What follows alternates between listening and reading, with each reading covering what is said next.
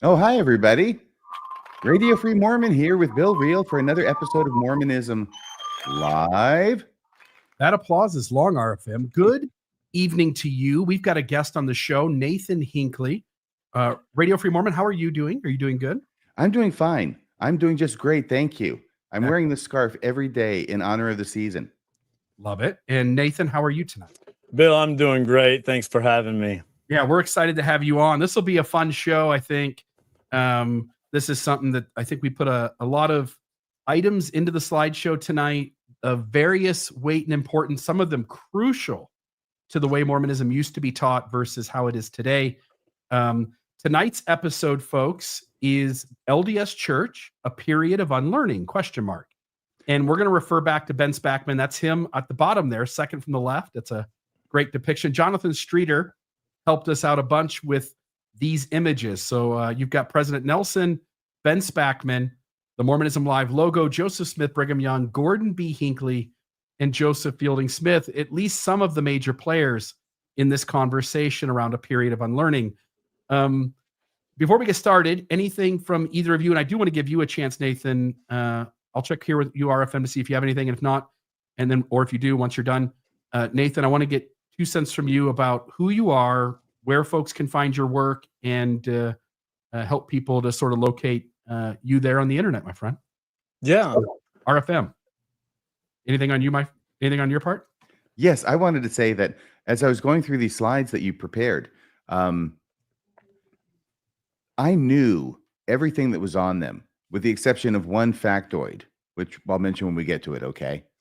But bringing all of these things together and putting them in order in a series of slides was remarkable to me to really get the full impact of how much this church has changed just since I've been a member. Yeah, it's been a bunch of things, and we're going to go through a bunch of those tonight. And again, we can sort of speak out about how big we think they are, how small we think they are, but some of them are a big deal, and we've hit on them before, but this is a collective list, and it'll be fun to go through them. Nathan, give us a little bit of background on you, my friend. Yeah. So first of all, I am an expert in being unlearned. So this is the perfect episode to have me on. I don't claim to be an expert like you two. I want to thank you guys for all the just top-notch work that you do. I am actually pretty new to the Exmo space, if you will. I have so I live in the Knoxville, Tennessee area.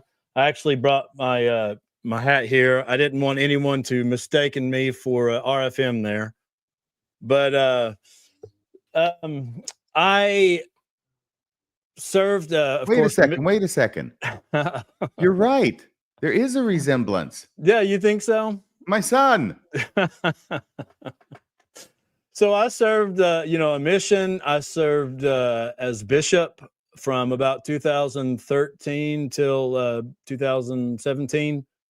I've been on the High Council, and about 2 years ago was when my deconstruction started. Honestly, it actually started while I was bishop, and I got selected amongst bishops to review and give feedback to the church about the gospel topic essays, which of course I knew nothing about.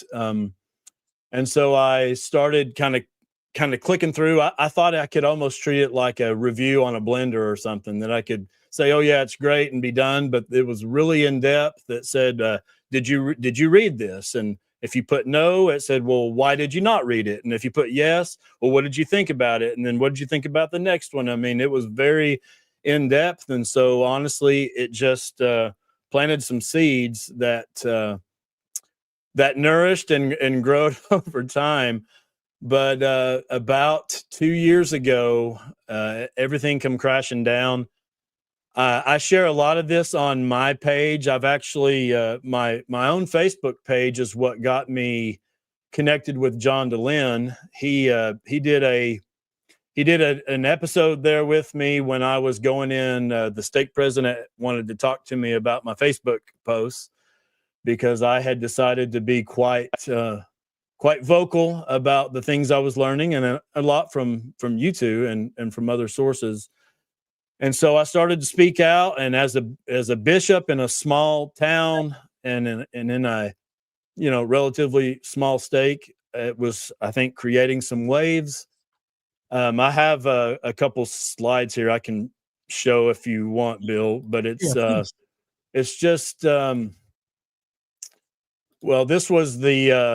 was the Mormon Stories episode when I was going in to talk to the stake president, and basically I told him, yeah, I'll come in and talk to you, but I want you to know what I'm writing, and that way you can see that it's all true. Everything I've put is true. But to wrap this part up, the lowest part of my I guess journey was when I found myself in the emergency room with what I now know. Yeah, that's me. Needed to tone up a little bit there, I can see, but I was having a panic attack.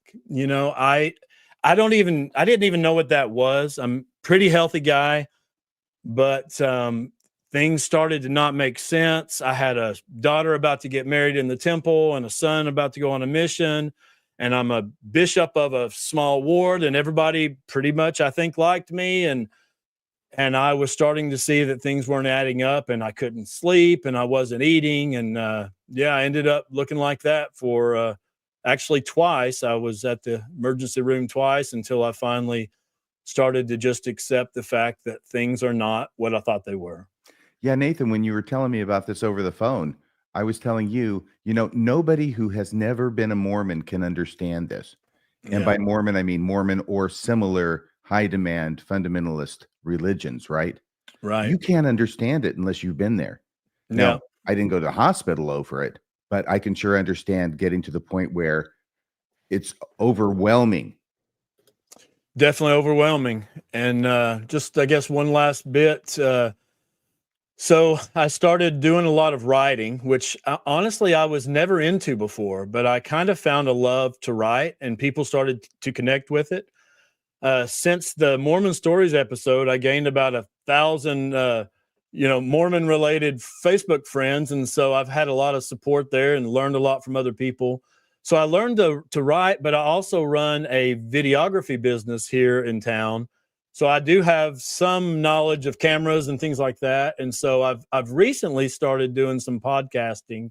I've only uploaded 5 videos, and people can find me at The Mormon Moron. And I named it that to hopefully try to stay a little bit more lighthearted. Although, as you guys know, it's a little hard sometimes to stay lighthearted, but that's where I'm at there. Nathan, all I can say is it's a good thing that the Midnight Morons changed their name to Psych Word Radio, or you would have been looking at a lawsuit. I agree. I'll say, Nathan, similar story in terms of the anxiety getting towards the end of my time in the church. I sort of think of myself as one who stands up for others in this space, not letting them sort of get trampled on, and thinking I could handle that. But towards the end of my time in the church, the last 3 or 4 weeks of my attendance, I would leave church on Sunday. My hands were shaking. I was feeling a ton of anxiety. I'd get headaches all Sunday afternoon and Sunday evening. It just wasn't healthy for me. And I can relate to that. And I appreciate all that you've been through, because it makes us who we are. And now you're on this side of things, and you're trying to share thoughts and ideas with your audience and with folks in general. And it'll be a lot of fun to go through this tonight. So, gentlemen, if you guys are ready, I'll put the slideshow up on the screen, and we'll start. So there's the thumbnail. We talked about that already. I'll just note here, because I think it's a big deal. And I asked Streeter to help me make sure this sort of happened, but Nelson and Spackman are kind of looking at us, and they're not happy with what we're going into tonight. Joseph Smith is mad at them. Brigham Young is mad at them. Gordon B. Hinckley is upset because Nelson has sort of tried to sort of trample on some of Hinckley's teachings, but also Hinckley's got a bit of a smirk on his face because a lot of this unlearning probably started just about with him. And then you go back to someone like Joseph Fielding Smith, who was so sure that Mormonism was a thing, a certain kind of thing, and it is anything but that thing today. And so that was sort of the thought that went into each of those. So we'll start off here with the whole backdrop of the conversation that we have tonight. This has been Spackman on the Keystone podcast. Is that the name of it? Yes, it is. Keystone podcast. I'll try to remember that tonight. He gets a hell of a lot of views, so I should. Here it is. We are now in a spot in church history where I would apply what Elder Faust called unlearning. Okay. Traditions that aren't actually based in revelation, things like that. Things that we think we know that aren't actually true, right? And I think we're in a place now where the church is mature enough and established enough and confident enough that under the direction of prophets and apostles, we are looking at the best expertise possible in a variety of fields to say, what did we inherit that is not well grounded in divine truth or in the best human expertise we have? Does it strike anyone that the church would need to enter a period of unlearning because the critics were right about a lot of things all along? Doesn't that seem like a big deal? That's a good way of framing it. I hadn't thought of that before, but I swear to you, that man is a Hanna-Barbera creation. Yeah, well, yeah. And notice too that the church has needed to put a faithful spin. They're not calling it a period of unlearning. They're not going to tell the folks in the seats that. So what they've come up with is a really cool name called the ongoing restoration. Yes. The traditions we have inherited, which means the things that prophets have told us that were wrong, and we are denying them now. Yeah. Yep. That's a period of unlearning. Unlearning the things that we were so sure of in the past, and so sure to the point that we punish the people who said and taught the things by which we are now needing to accept, and hence we're in a period of unlearning. Huh. And what bothered me about that episode, Bill, is that they never said anything. They just kind of hinted at things, but they never, they suggested that a change might come, but they never mentioned anything of any substance. Yeah. Sweetwater River crossing, right. That was the one thing. Yeah. I think they did mention race and priesthood in passing, but he could have named a bunch of things that we're going to name tonight that have happened already. And then when we get to the end of the show tonight, folks, we will speculate a little bit on what we think might be coming. At least I'm going to, and I asked ChatGPT to give me some suggestions too. So we'll share some of those thoughts with you as we get going. The other thing, Bill, that occurs to me is that it is so overwhelming, and I know we got to get to the slideshow. You're good. All the changes that are made, it makes me think that maybe Ben Spackman is onto something, because we already have a trajectory. I don't think it's going to stop all of a sudden its tracks. It's probably going to continue. Yeah, I think the believer positions the church this way. They think President Nelson goes into the temple meeting on Thursdays with the other 14 people, and they talk and they pray, and they get a revelation and they implement the change. Right. And then they come back 2 months later for another Thursday meeting, and God gives them a new revelation and they put forth another change. But what almost certainly is more likely is that they understand the long game plan here. There's a place they need to end up at. There are changes that need to be made, and they are taking incremental steps to get there. And that makes a lot more sense when you look at all the things that have happened. I don't think it's a matter of tackling one single thing at a time. I think it's a matter of going, hey guys, what needs to change for us not to lose the youth?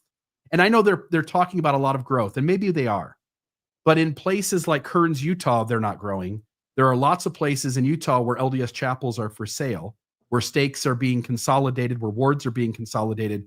So they might have a ton of growth in Africa and Venezuela and maybe a few other places that are making up for the loss in developed countries. But we already know in places like England and Denmark and places over in Europe that the church isn't doing well. We know that places like where Hans Mattsson's from. Sweden. Yeah, Sweden. We know that they have a lot of problems over there.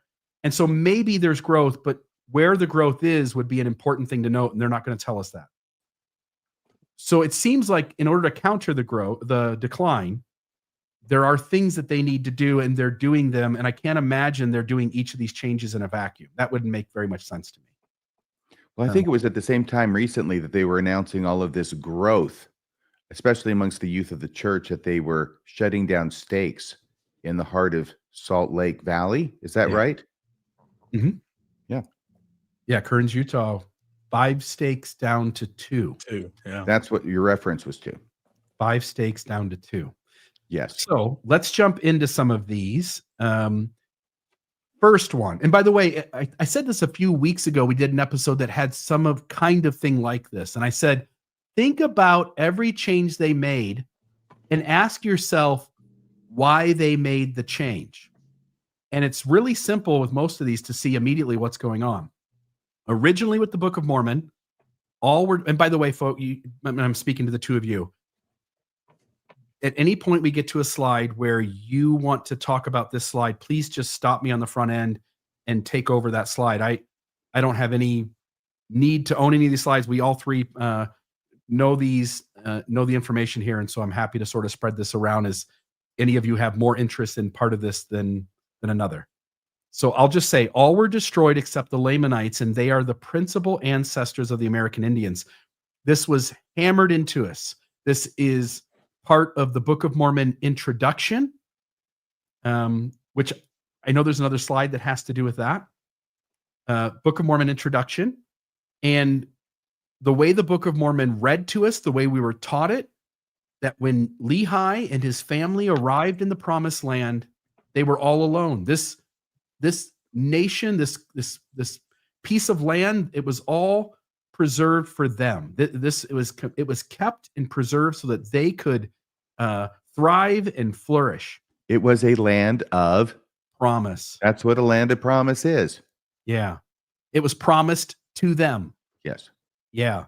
And then today, DNA studies show Asia migration. All were destroyed except the Lamanites, and they are among the ancestors of the American Indians. And we still have in the Book of Mormon the Lamanites and Nephites having so much influence over wars and the religion and the sermons that go out and the literacy level, and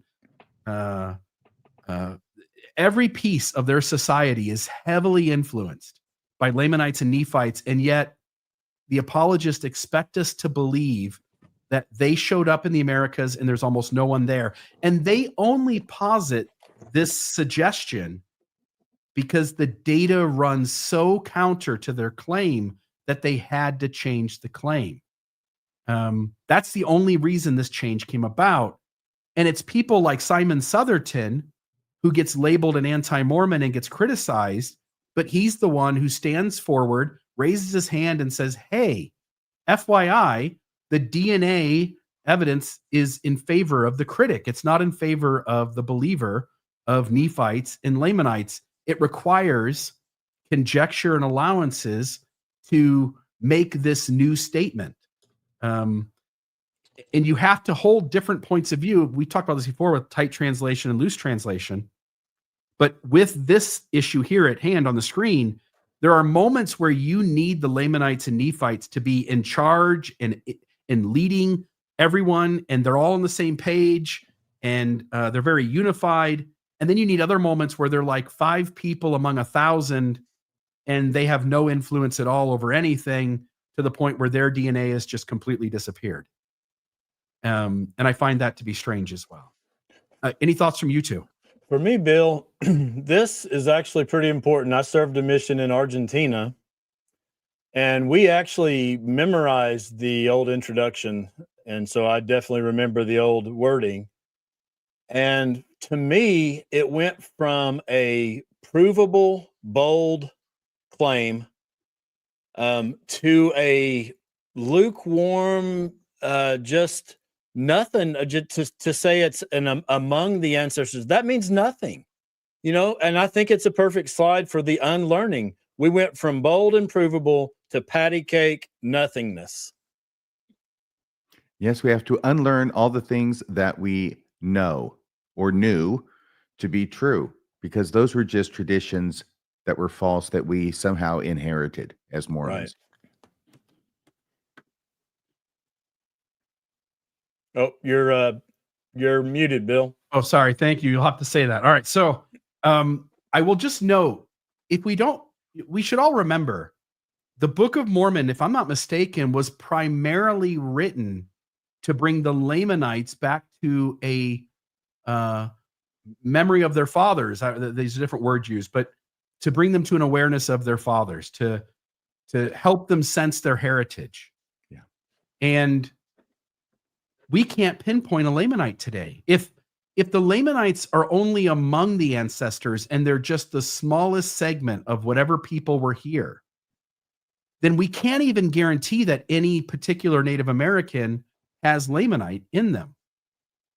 And so we used to say everybody, all the Polynesians, all the Mexicans, all the I'm going to say Hispanic, but same thing, all the Native Americans are Lamanites. And today we can't. So one of the things the church has to unlearn is it has to get really far away from pinpointing Lamanites. And you're already seeing, it still happens, but you're seeing a significant decrease in the references to Lamanites. You certainly don't hear anything anymore about the Book of Mormon being written to the Lamanites, even though the book itself still states that. And what about Haggath? I used to hear all the time about Haggath. Yeah.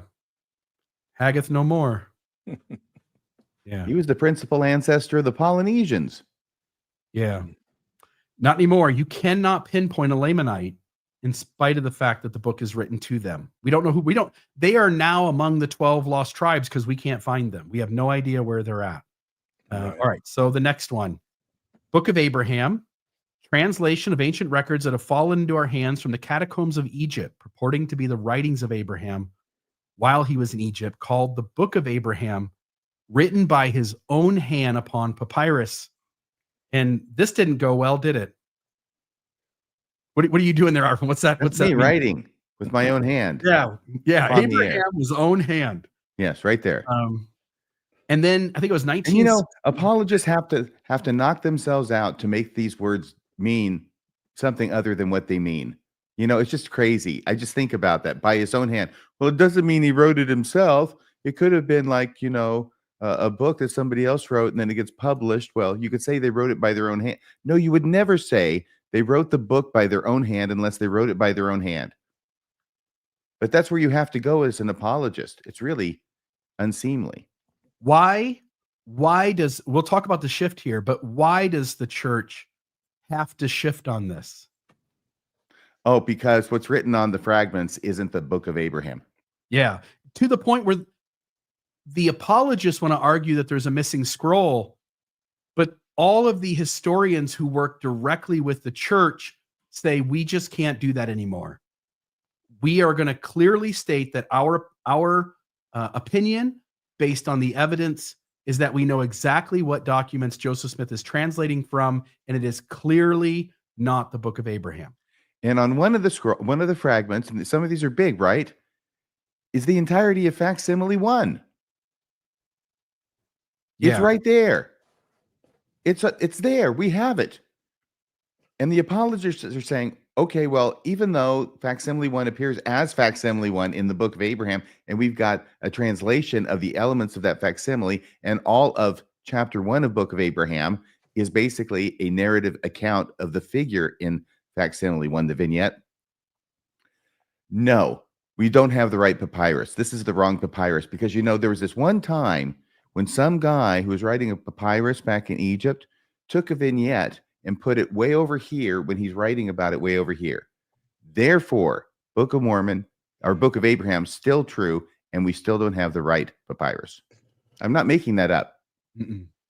So the other part of this whole topic, Bill, it actually ended up getting put on slide 21, but it's that the church has actually adopted the catalyst theory, the way that I read it, with the, this is from the you know, how the church has just released these little cartoon things about polygamy. And well, this was from the one that was about the book of Abraham. This isn't a made up one. This is from this polygamy thing. This is the real thing. This is the real one. Yeah, I know there's some, especially that Ron's doing these days that are not. But this is on the church website. This is the church website, and if you read here, it's let me skip down a little bit. The scrolls had Egyptian writing.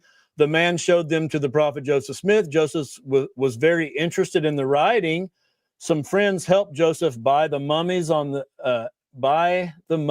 the scrolls. As Joseph studied the writing, here's the part. This is the catalyst theory. The Lord revealed to him ancient writings from Abraham, a prophet in the Bible. So to me, this is the first time that I have seen the church come out and say, yeah, we're going to run with the catalyst theory.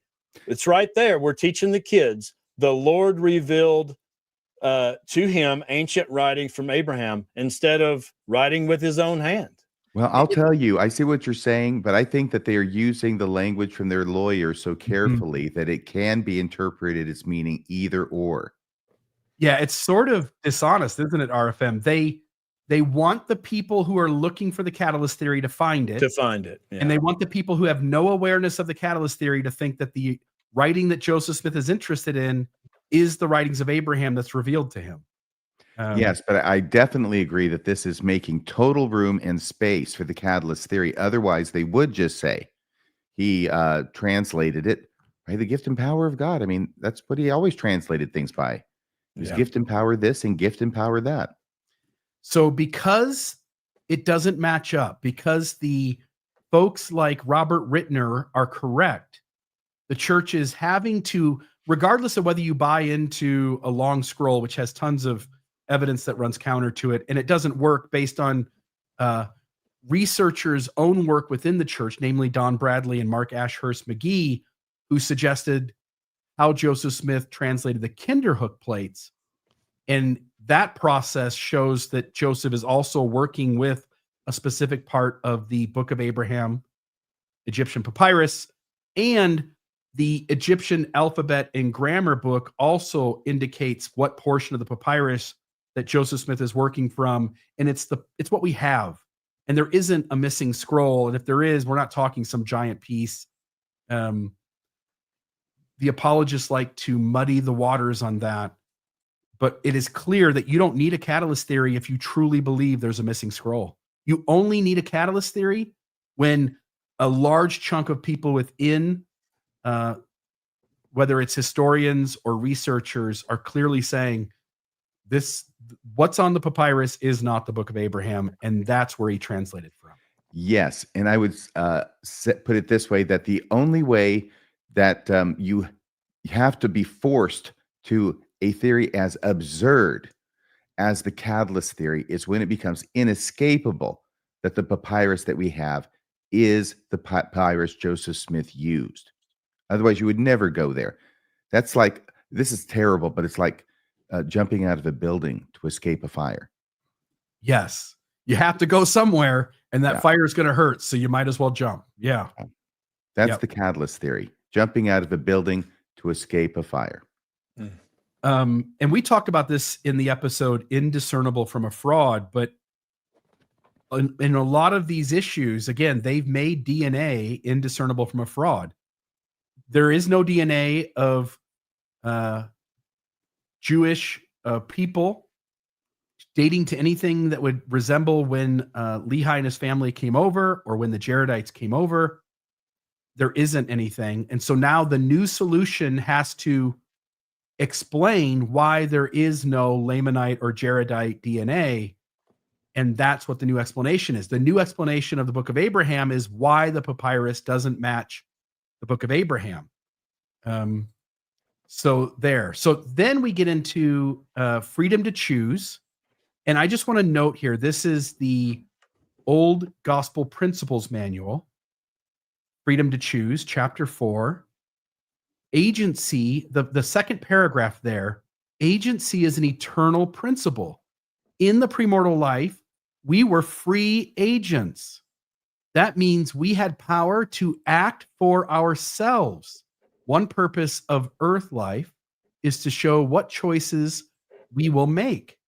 If we were forced to choose the right, we would not be able to show what we would choose for ourselves. Also, we are happier doing things we have made our own choices, when we have made our own choices. And you can go into other talks. Delbert Stapley has a conference talk using our free agency. He says free agency is an everlasting principle, and nobody would have disagreed with him then. Not a single person. Yeah, notice how long these everlasting principles last in Mormonism. Yeah, they don't last long anymore, do they, RFM? 200 years, 150 years, 100 years in the scope of God is nothing. Mormon doctrines don't last. They don't last hardly any time at all. They're temporary, Bill. Come on. Temporary commandments, which is another period of unlearning that we have to come up with, is temporary commandments, right? I just want to play this thing from Bednar where he says point blank, there is no such thing as free agency. Did he use the word free agency? Yes. Okay. First, let's get clear about agency. There's no such thing as free agency. There's Free agency isn't free. We were told for 150 years there's free agency, and it's an eternal principle of the gospel. And Bednar, on now, I think about a half dozen occasions, has clearly laid out that there is no such thing as free agency. That's such a strange thing. It is. It's like he believes in preaching the gospel by slogan. And I'm seeing more and more of this in the church, that we're having a gospel by sloganeering contest. And who can come up with the catchiest, snappiest phrase? Why do you think this change happened? It seems like the church could have left this one alone, and they could have just gone on forever, because they're going to continue to manipulate what people in ways that high demand groups do. But something about what they were doing indicated that they wanted some extra pressure on people to feel the need to do things. Yes. Setting aside the fact that Elder Bednar seems to suffer from this penchant of having regular, mildly unorthodox views about gospel principles, and then he wants to lecture everybody about how wrong they are because they understand it the way everybody else understands it. And now he's going to tell them that his mildly radical view is actually the way it is and the way they need to remember it. Setting all that aside, I think that it comes from a feeling that they're losing control of the membership. Yeah. For me, I actually attended a training with Elder Bednar, not maybe, I don't know, 5-6 years ago as bishop. And he went through this bit that he's doing now. He also went through the whole bit about we don't have gay members, and you guys have probably heard that. Oh yeah. I didn't want to talk about that part right now, but he also did the whole bit about we really don't have agency in this life because we already agreed before we came to this life to live it. So we already chose in the premortal existence. So we actually don't have agency here. We've already given that away. There's some clips on the internet with him kind of doing the same thing. Yes. And I just think that he likes to get cute with this little play on words. I mean, like you said, Bill, this seems like something we could have just left alone, but he wants to just point out, oh, it's not free, you know. Can I just add that, not trying to be dramatic or anything, but in Mormonism, this is Satan's plan to do away with agency. And I was suddenly reminded of the verse in the Book of Mormon about talking about how Satan will bind them with his flaxen cords, and then he'll bind them with his strong cords forever. It's just like you are being played here right into the hands of the Satan that you say you believe in, and you say you know his game. What I'm trying to communicate is this: he should know better. Of anybody, he should know better. Yes, if anyone in the world could go out of their way to make sure that free agency stays in place, it's the Mormons. If not them, who? Yeah. And by the way, he uses as part of his argument that free agency isn't found in the Bible.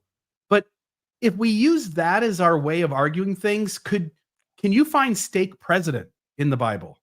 In the Bible, probably not. No, not in the Book of Bible. Mormon. Could you find it in the Book of Mormon? No, but if you keep going, we're going to get to a yes, I think. Yeah, but that's a self-fulfilling prophecy if you say that, well, the Mormon church created the word stake president, Doctrine and Covenants or whatever.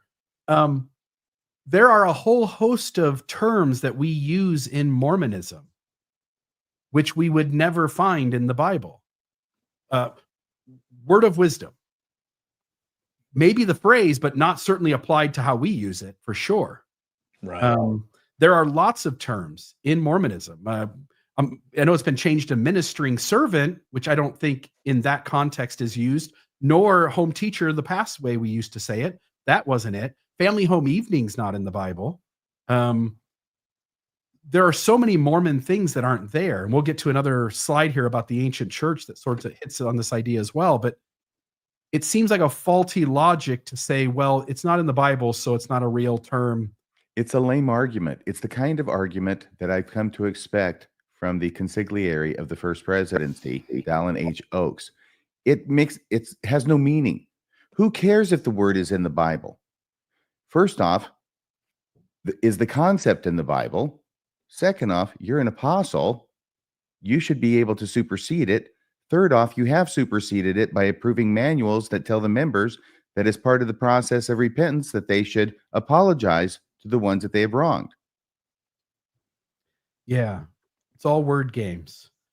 And just to stay on Bednar for a moment, the next slide. So free agency, seemingly for almost no reason other than to put members under a little more pressure to do what the church tells them to do. Mm-hmm.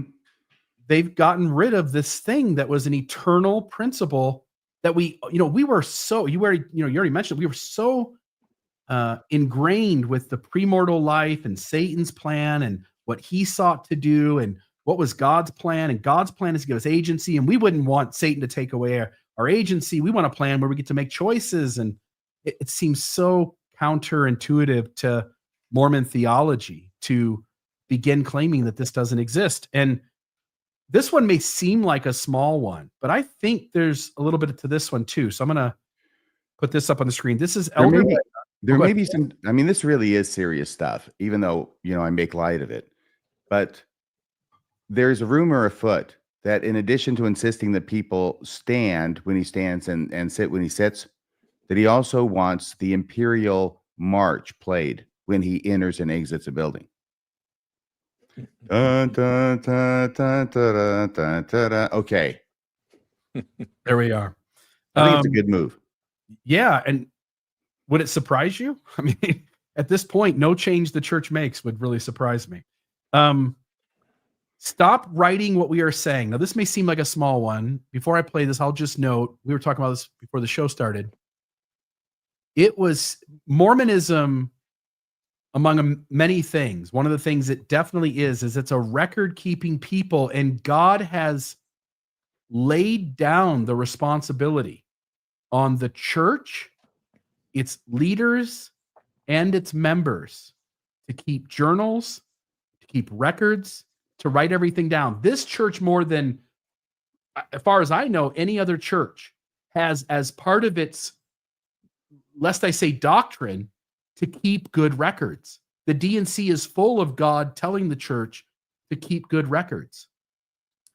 There came a moment shortly after Uchtdorf was called into the 15 where we had gotten word that they had told, and I think it might be like Greg Prince's Leonard Arrington book or something like that, where a mention is made that the current leaders of the church are requested to not keep journals anymore.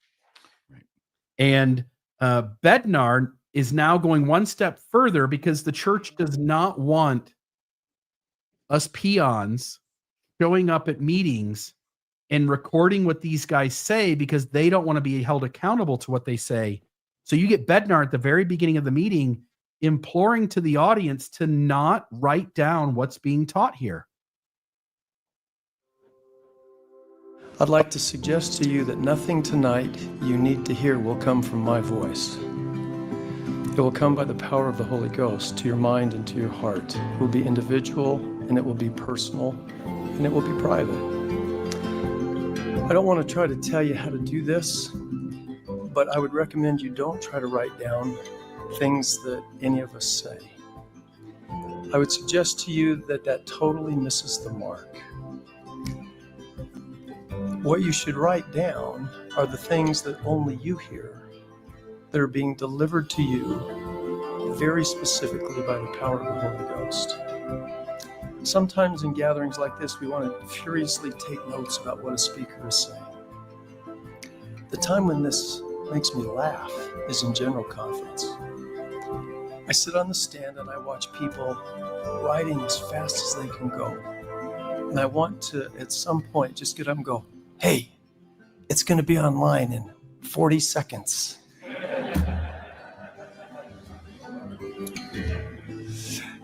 And the reason I would like to get up and do that sometime in general conference is because if you're so focused and so engaged in writing down what someone is speaking, you likely will miss what the Holy Ghost is trying to deliver to you individually and personally.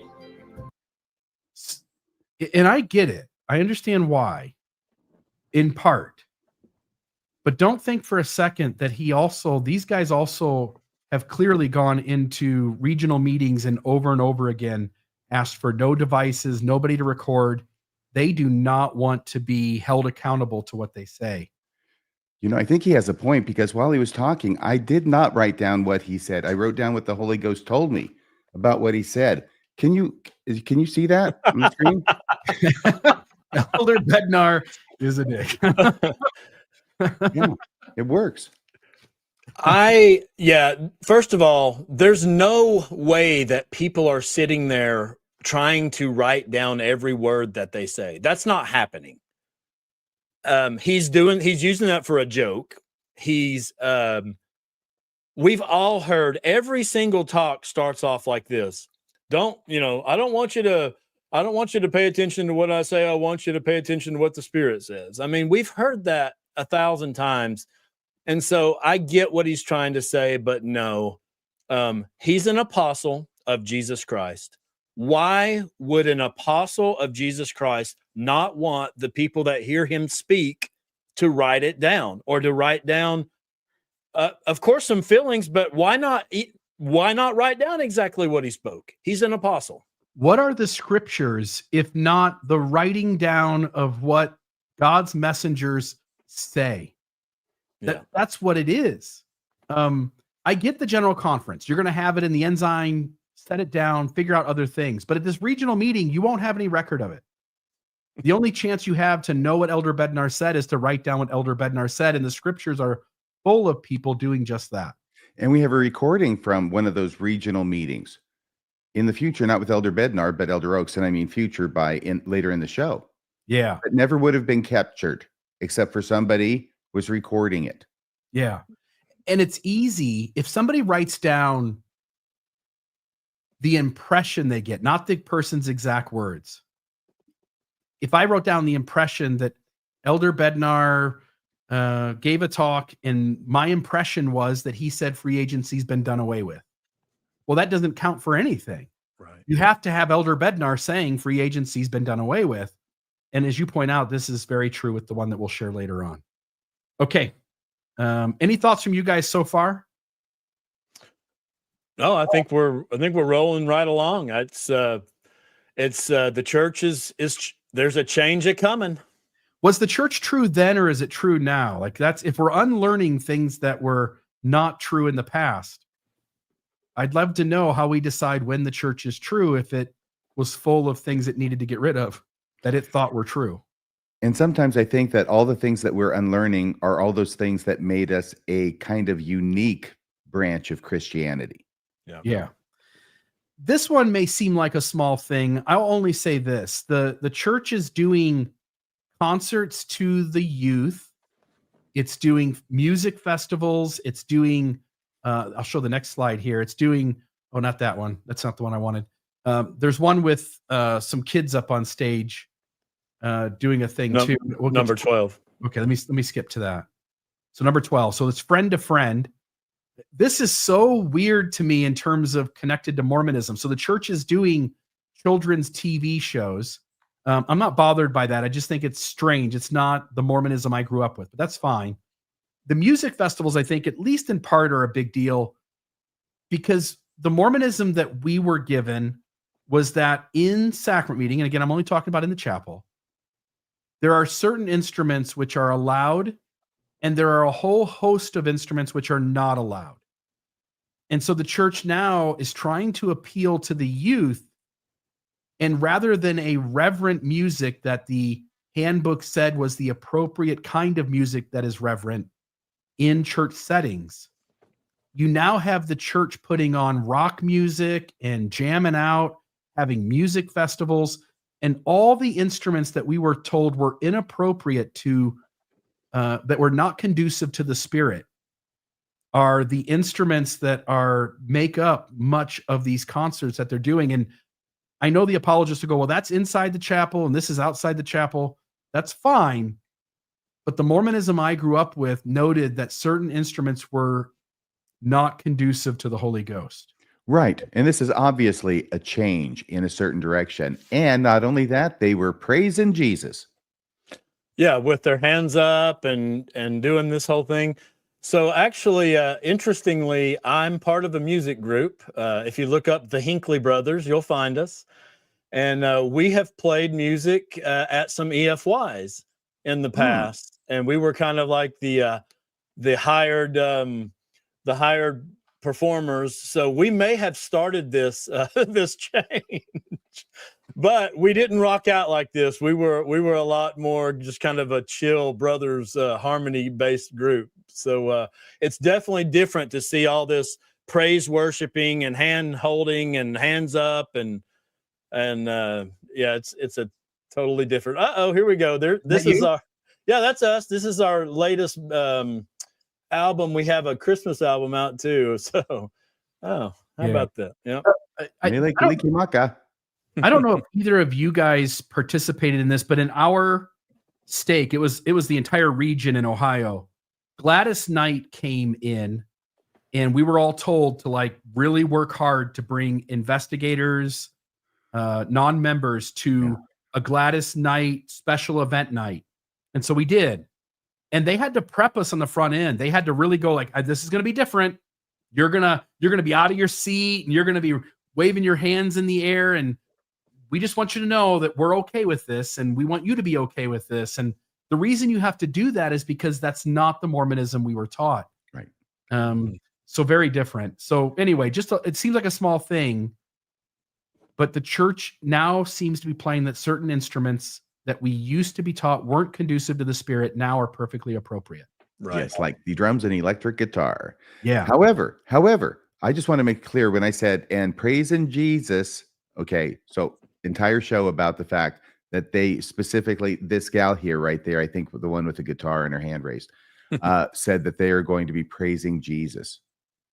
So that is revolutionary in the Mormon church. We talk about Jesus a lot. We respect him from a distance, but we don't praise the guy because we're afraid it will go to his head. We only worship the Father. Yeah. I mean, you should have seen what happened the last time he got too much praise. So I think I've got a couple slides coming up here. You might even name some of these Nathan's nitpicking, but we'll see what you guys think. So I did a poll on my Facebook page. I told you that I gained about 1,000 Mormon Facebook friends. So I did a poll and I just said, answer these two questions. Were you taught that the prophets and apostles literally see and talk with Jesus regularly in the temple, or at least that it has happened? Yes. So, okay. And then second question, did you believe it as a faithful Mormon? Hell yes. Okay. Well, I put my two answers there, yes and yes. And you see there's 246 comments. And I did, this was a very scientific poll. And I come up with about 95% of people said yes and yes. That's what we were taught. That's what I believed. Mm-hmm. And if anybody wants to go and just type in Elder Oaks, says that there's that they haven't seen Christ, that there's an audio recording, but it's terrible quality. So we just have the written transcript here. But the interesting part there is I've never had an experience like that, and I don't know anyone among the First Presidency or the Quorum of the 12 who have had that kind of experience. Of course, he's talking about angelic He's visitation. just talking about an angel. He's not talking about Jesus, because see, Oh. angels up here, Jesus down there.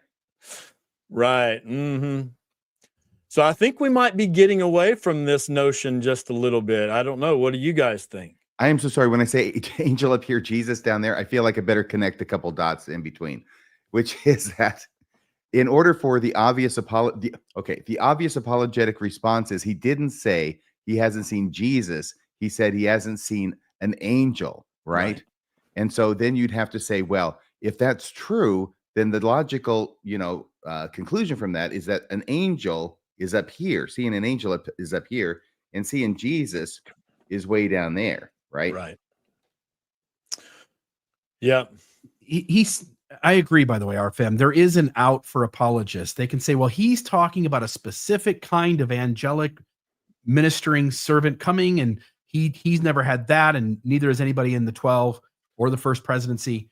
But when you read it, where an angel appeared to him, where Alma the Younger had a startling experience, the Lord used a few of those kinds of experiences, and they're recorded in the scriptures to catch our attention and to teach us the answer. But I've never had that experience, and neither have any of my brethren.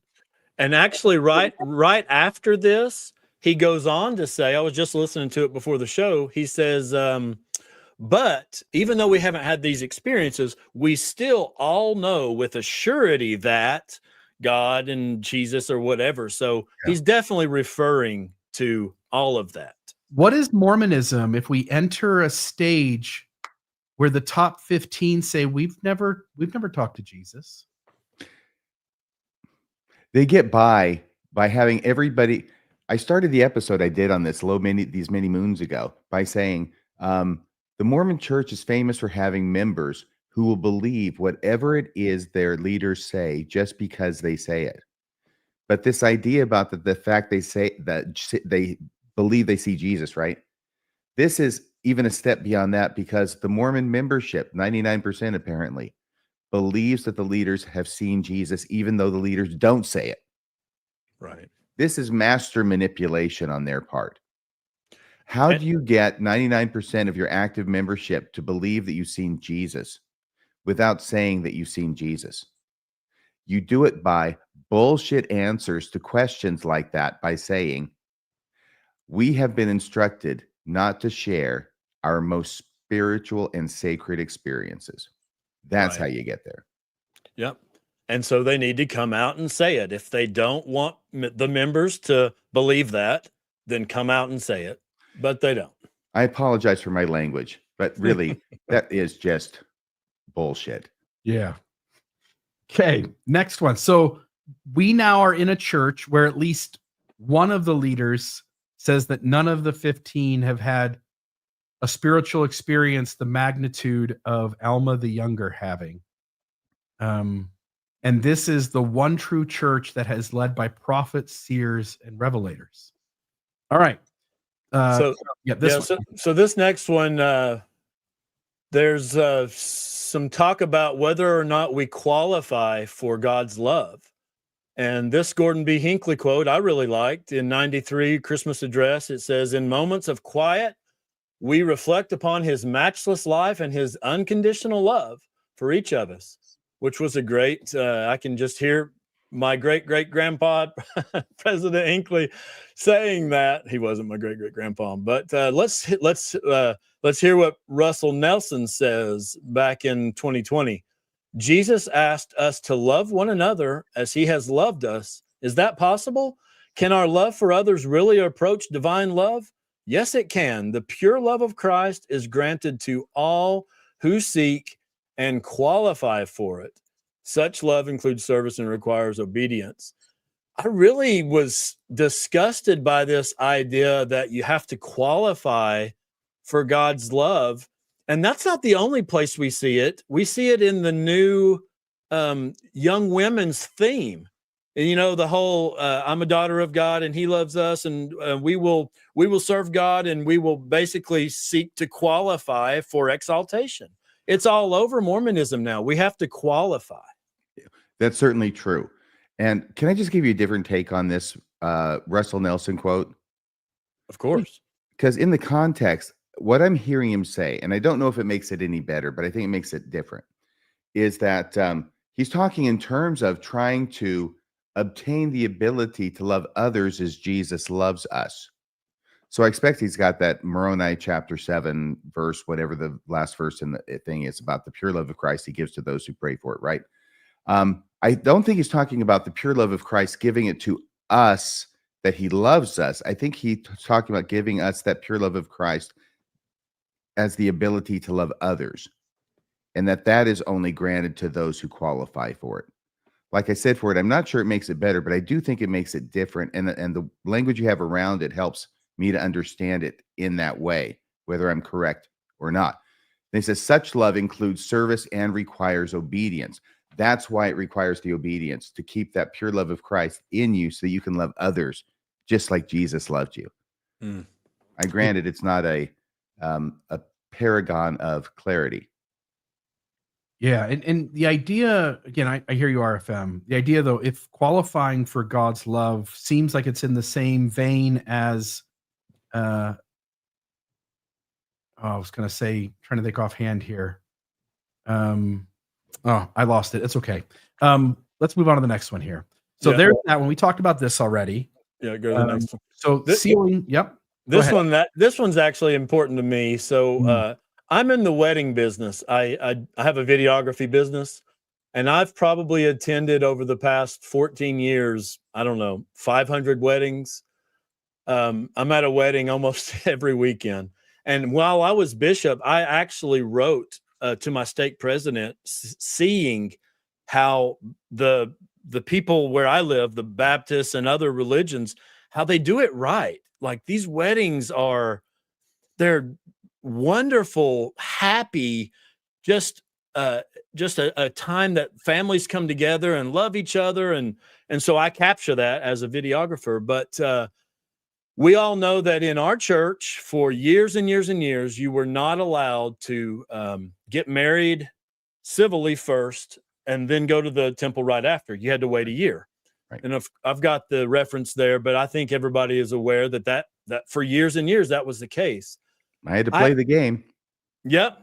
And I have a really close friend who is the same age as Mitt Romney.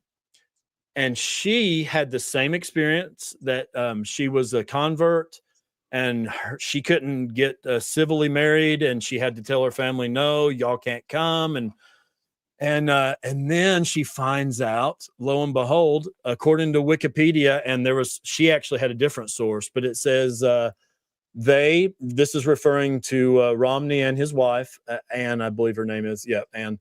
They were married on March 21st, 1969, in a civil ceremony in Bloomfield Hills, and the next day they flew to Utah for a Mormon wedding ceremony at the Salt Lake Temple, and had converted to the faith while he was away. So he had the right last name to be able to be civilly married and the next day sealed. Yet all of us, and I guess you're saying you also, RFM? Yep. All of us had to live by a different set of rules, but now it's all changed. You've got the right last name too, I would think.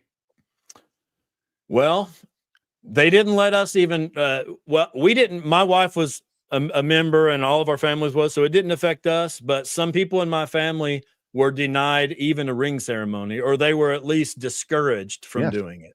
I have the right last name too, Mormon. But this order of things. Not anymore. What? Not anymore. It's a victory for Satan today. Oh, okay. Well, I'm sorry. I'm not going to change it. I'm not going to make it Radio Free Latter-day Saint. Or actually, that's not even good enough. It'd be Radio Free Member of the Church of Jesus Christ of Latter-day Saints. No. This order of doing things, as strange as it may seem from this point of view, which it is now to me, though it made perfect sense then. Getting married in a civil ceremony, and the next day, okay, going to the temple, right? If you go to the temple, the next day you can go and get civilly married. But if you get civilly married, you have to wait a year before you can get married in the temple. Right. That's the way it was. Unless you're a Romney. Unless Yes. you're Romney. And that's Or a why Mormon. my first marriage back in 85 got married in the temple in Dallas. It was July, it was 1985, and then flew to Austin for a ring ceremony in the Stake Center. Both of us were, the only members of the church in our families. I'll just say here, and I noted this, I think, on the Mormon newscast a couple months ago, but imagine me. So I'm a convert to the faith.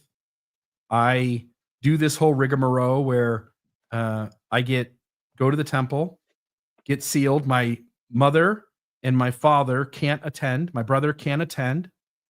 I am taught to explain to them that they're just not privileged this way. The Levites carrying the Ark of the Covenant, for instance, was a story I remember telling my mom specifically to try to make sense of this for her. Bet that meant a lot to her. She was pissed. Mm. Yeah. And it deeply hurt my relationship with her. And we were not on talking terms because of this.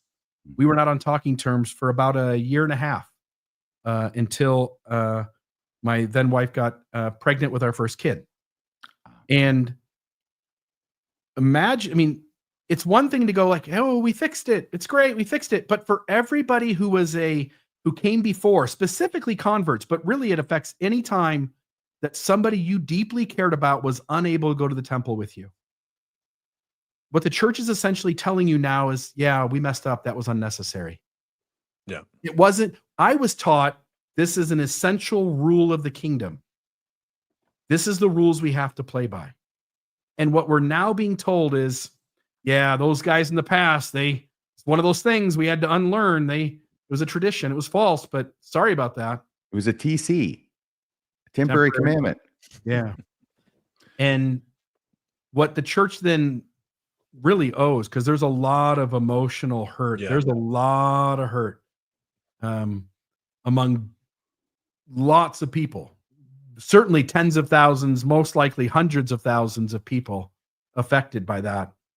The church owes an apology for the damage that it's done on this issue and 1,000 others. But on this issue, it did real damage by going, yeah, I guess we didn't really have to do that.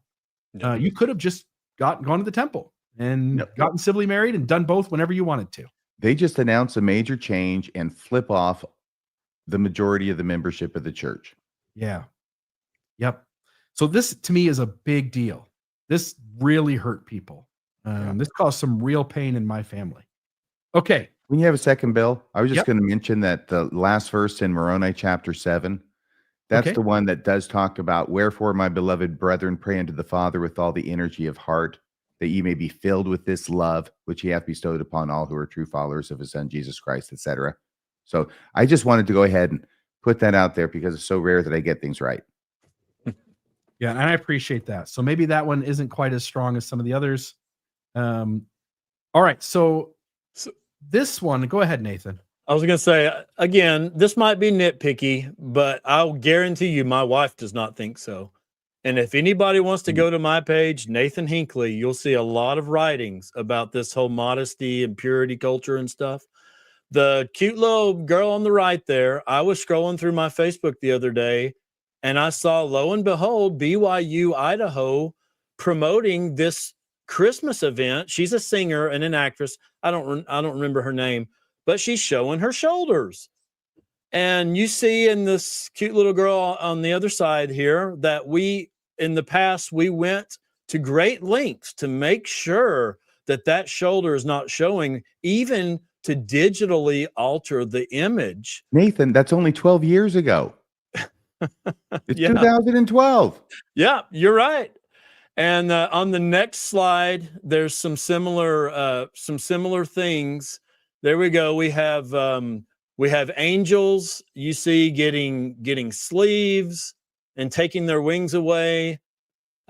And we have, of course, Mary covering up her cleavage. We can't have any of that. All of this was Mormon Photoshop. The one, as you see there in the ensign, and the other was, I'm not exactly sure where that was posted, but it made the news there. And I don't remember exactly either, but I think they were both in the ensign. yeah. And now, of course, I think we're going to get into it in a little bit, but we're all of a sudden we can show our shoulders. And my wife this was actually when we had deconstructed and we're like, oh, it's not true. We were going to keep going to church for our kids' sake. We had kind of decided to, but my wife and I went out on the lake and I took some pictures of her in a bikini. And I wrote all about this on and some family members, I won't say who, just raked us over the coals for me taking those pictures and posting them. And this was the quote: "You're flaunting to everyone that you're not living the gospel." All because I put a picture of my wife in a bikini at the lake. So this stuff to my family is not nitpicky. This is important stuff. And apparently BYU Idaho is perfectly fine now promoting this Christmas event. Yep. So yeah, and the garments go right along with it, right? The garments have been adapted to fit modern clothing standards so that women can now have V-necks that show a considerable amount of cleavage. They can show their shoulders, and that is now accommodated by the garment, which tells you that the church is now changing from needing to alter pictures of angels with wings and Christ, not Christ there, but the angel with the wings. And then you got Mary having her cleavage covered up. And then you have this time where this girl has her shoulder showing, this little girl in primary, and they put a cap over the shoulder for her. And today the standard is much different, which now matches the current garment. So you can see that the church's standard of modesty is changing in real time. And by the way, I just want to say, I want to go back to the unconditional or conditional love. I wonder, Nathan, if maybe you pulled the wrong Nelson talk, because he has another talk, which is Divine Love, February 2003. Divine love is also conditional. While divine love can be called perfect, infinite, enduring, and universal, it cannot correctly be characterized as unconditional. And then the entire rest of the article talks about the conditional nature of divine love. And this seems to be very different from the love of Christ that you guys were talking about. And in this instance, it seems very clear that what he's saying is that the Lord's love for us is conditional. And I just want to note, I said this to you guys before the show starts, the Savior Jesus Christ or my Heavenly Father, if my father or my elder brother's love for me is conditional, then I probably have an unhealthy relationship with an unhealthy father or an unhealthy elder brother. And so I think this actually is one that does hold up. I think maybe we just had the wrong talk to sort of juxtapose it against. Real for the win. So there's that. Yeah. Okay. So modesty's changing right before our eyes. What about this one? Yeah, so this one, I kind of grouped both Holy Week and the cross together. I think a lot of people know about sorry, RFM, I didn't know if you were saying something, but if you are, you're muted. Oh, I'm sorry. No, I didn't mean to interrupt. Okay. I was mouthing, wow, thank you, Ty, for his wonderful super chat. Oh, of course. So, of course, the church has changed their little icons on Google Maps, whatever, from the Angel Moroni to the cross. For me, when I was in elementary school, I had a little girlfriend give me a cross necklace. And I took it home and my dad said, "I'm sorry, son, but we don't believe in that, or, we don't use that." You made me give it back to her. And I became known in school and as the only Mormon, as the weird guy. Now, you guys both know now that there's plenty about me that's weird. But at the time, this made me the weird guy because we don't believe in crosses. Of course, now we're putting them as icons. The other part of this was how, have you noticed right around April, how our church the past 2 years, it's all about Holy Week. I've never seen this before. It's like, join us for this and that. And if you go to the next slide, Bill. And they've discovered purple. Yeah, this is from the church website. Latter-day Saints conduct Easter Sunday services, but do not follow religious observances of Ash Wednesday, Lent, or what is it? Holy Week.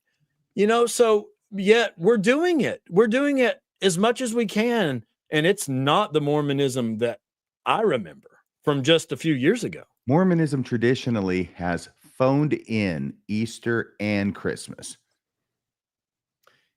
Yeah. Yep. And it is strange. I mean, how the Church of Jesus Christ history with Holy Week has changed in recent years. Grow your relationship with Jesus Christ during Holy Week. Latter-day Saints conduct Easter Sunday services, but do not follow the religious observances of Ash Wednesday, Lent, or Holy Week. Again, there was a church that Christ set up, and that church had the truth. And then corrupt priests corrupted that church, and major doctrines were lost or altered. The great apostasy occurred, and the restoration happens, and the restoration has no need for Holy Week. That's a later thing. Can I tell you something that may illustrate this for people who didn't live through it, which is about 32 years ago, we just moved from Texas up to Washington, right? And Christmas comes around, and I'm noticing all these other churches. I like Christmas. If you hadn't noticed, I think Christmas is fun. I think it's a great time. And all these other churches have Christmas Eve services. The Mormon church doesn't have Christmas Eve services. What happens on Christmas is you go in there and you listen to the kids sing some kind of skit, right? As they're helped along by the adults who read the tough stuff. So you got a little skit and that's it. And if you're lucky, you're just there for an hour, right? Because church is, in Mormonism, church is an impediment to Christmas observance, right? We want to have as little church as we can on Christmas Day. That's when it falls on a Sunday. But anyway, it's Christmas Eve. And I just thought, it's not Christmas Eve yet. Christmas Eve is coming up. And I said, we're going to have a Christmas Eve service. I have no position of authority, but I approached the bishop. He said, okay, he was a cool bishop. And we had everybody, every different auxiliary and group and whatever, come together with some kind of song. And we got in there and everybody met on Christmas Eve. And it was a huge hit. It was wonderful. Rarely have I felt the Spirit in a Mormon chapel. That was one of the times. And it's the only time it's been done before or since, to my knowledge. But the whole point of the story is, yeah, that's how out of sync Mormonism is with religious observance for holy days. The actual holy day, they don't even do very well, much less the other holy days such as Lent or Ash Wednesday or Palm Sunday. Yeah, and I think if folks went back and read James E. Talmage's The Great Apostasy, what you would learn is that the church, its framing for this stuff theologically is that the Great Apostasy is when all of these kinds of things came in, these extra rituals, which are not part of the true gospel. So I'll just note that. And then the next one we've got, go ahead, RFM. Whoa. So those traditions we're learning, but the other traditions we're unlearning. We're learning the traditions of other Christian denominations, but we're unlearning our own Mormon traditions. Got it. Nailed it. And then this one, some time ago, you and I, RFM, did an episode on Thomas Wayman, and Saints Unscripted was the other show. So it was Thomas Wayman being interviewed by Rick Bennett on the Gospel Tangent podcast. And in that podcast, he denigrated the Joseph Smith translation to not only a commentary, instead of being a restoration of the Bible to its original form, which is what this church has claimed since the JST was committed by Joseph Smith. The Thomas Wayman said, no, it's not that, because we can tell it's not that because the language that it uses isn't what we find or should even expect to find in the original scriptures. What manuscripts we have, it would just be something very different. It's not that. Any sort of fix or error correction would be something completely different than what Joseph Smith is doing. Not only that, we can tell that he is directly borrowing, or I'll say plagiarizing, from Adam Clarke's commentary. And then he goes on to point out several errors that Joseph Smith makes in doing the Joseph Smith translation. And he ends up at the conclusion that it's not a translation or a restoration of the Bible to its original form as the church taught. It's a commentary, and it's a flawed commentary at that. Then you get Saints Unscripted, where Kwaku and I think it's maybe this guy from the Keystone podcast. Keystone guy, the guy who's not Kwaku. And then a female, and the three of them are talking about the Joseph Smith translation. And the girl wants to call it one thing, and the boys are even reducing it further. They're denigrating it to not a translation, but a commentary. And they say, like, you don't even need to worry about it. You don't even need to spend time there. It's not really that big of a deal. It's just a flawed commentary. But those were channels that would not be quite official. You have a professor at BYU. He doesn't speak for the church. You've got Saints Unscripted, even though they get their money, their funding indirectly through the church. They're not an official position holder for the church either. But this was the first time you get a man in the Young Men's General Presidency who is now going to say the same thing. And let me just get to it here. So here it is. When Joseph Smith did the translation of the Bible, which wasn't necessarily a translation, it was more of an inspired commentary. Mm-hmm. And I want to ask the audience, go ahead, RFM. I was just gonna say, it was more of an inspired commentary, like the one Adam Clarke did. Yeah. I said this before the show, and I've said this on the show before, and I'll say this to the audience. Think of the answer. What could Brad Wilcox say if he was asked the question, hey, Brad, our entire lives in Mormonism, we were taught that the Joseph Smith translation is Joseph Smith looking at the Bible as we currently had it, and he is getting revelation from God on what it used to be, and he's putting it back in order. And you have now changed your position from it being that to being an inspired commentary. Brad, what led you to making that shift? And the answer Brad would have to give is that the evidence shows that Joseph Smith is borrowing materials from his milieu, including Adam Clarke, and the way in which the final product turns out, it simply doesn't mesh with what biblical scholars say the original earliest manuscripts would say. And he's not making the kinds of corrections that those manuscripts suggest could be made. And he's even making errors, which is everything that Thomas Wayment would say. And then he will blame himself and all of the membership for getting it wrong and misunderstanding what Joseph Smith was actually saying about it. Yep. I've always heard it called the JST, and I know what JS stands for, but the T is translation, according to what I've always thought. Not anymore. Right. Well, of course, that's our name for it. The Community of Christ, I believe they've always called it the Inspired Version, the IV. Yeah. But they're the ones who took of course, they had the records, right? They actually had it with them. But they took the step of when they printed their Bible that they used in their church. And I know I saw one back in the 70s after I joined the church at a 70s bookstore in downtown Kent, Washington. But they incorporated into the Bible. It's not footnotes. It's in the Bible. And it's not even red lettered. It's just in the Bible. So that is their inspired version of the Bible. All the Joseph Smith changes, printing a Bible with them all fully and completely incorporated into the text. Interesting. We've already raised the point that the book of Moses is part of the Joseph Smith translation. It's in the canon. It's not sort of referred to in the footnotes. It's not referred to sort of in a separate area in the Pearl of Great Price. It is sort of its own book, standalone. It's compared to the book of Abraham. it's part of the JST as well. So the church, in sort of walking away from the Joseph Smith translation, is going to have to create some sort of apologetic workaround for whether it dismisses and gets away from the book of Moses too, or whether it tries to say those two things are in two different categories. Yes, because the book of Moses, sorry, here's what they'll say. Because the book of Moses is the only part of the Joseph Smith translation that was sustained as scripture by the entire church.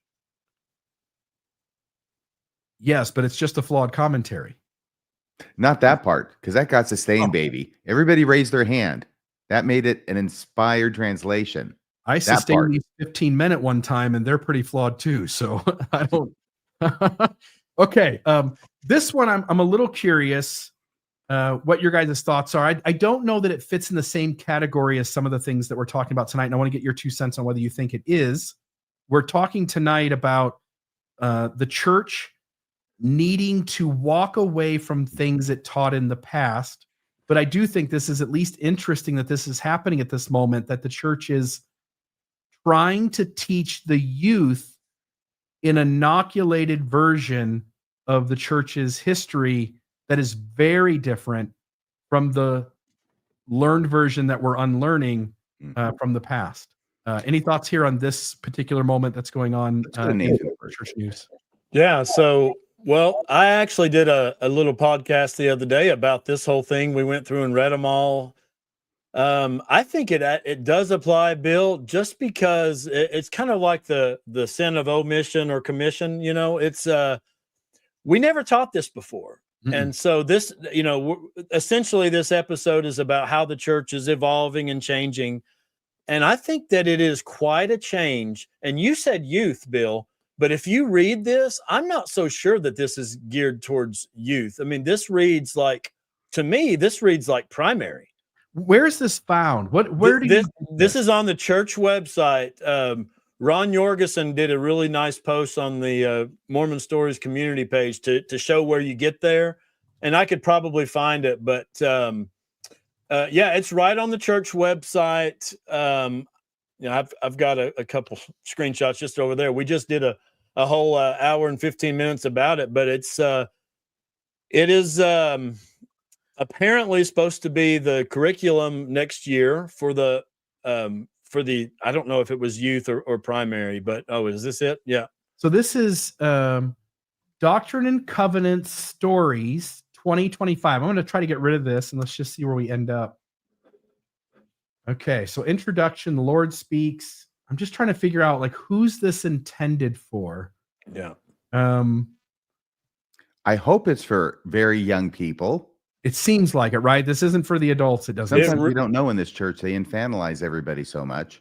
It reads very young. It really does. Have you read Saints? Saints Yeah, is like in the second graders. Mm-hmm.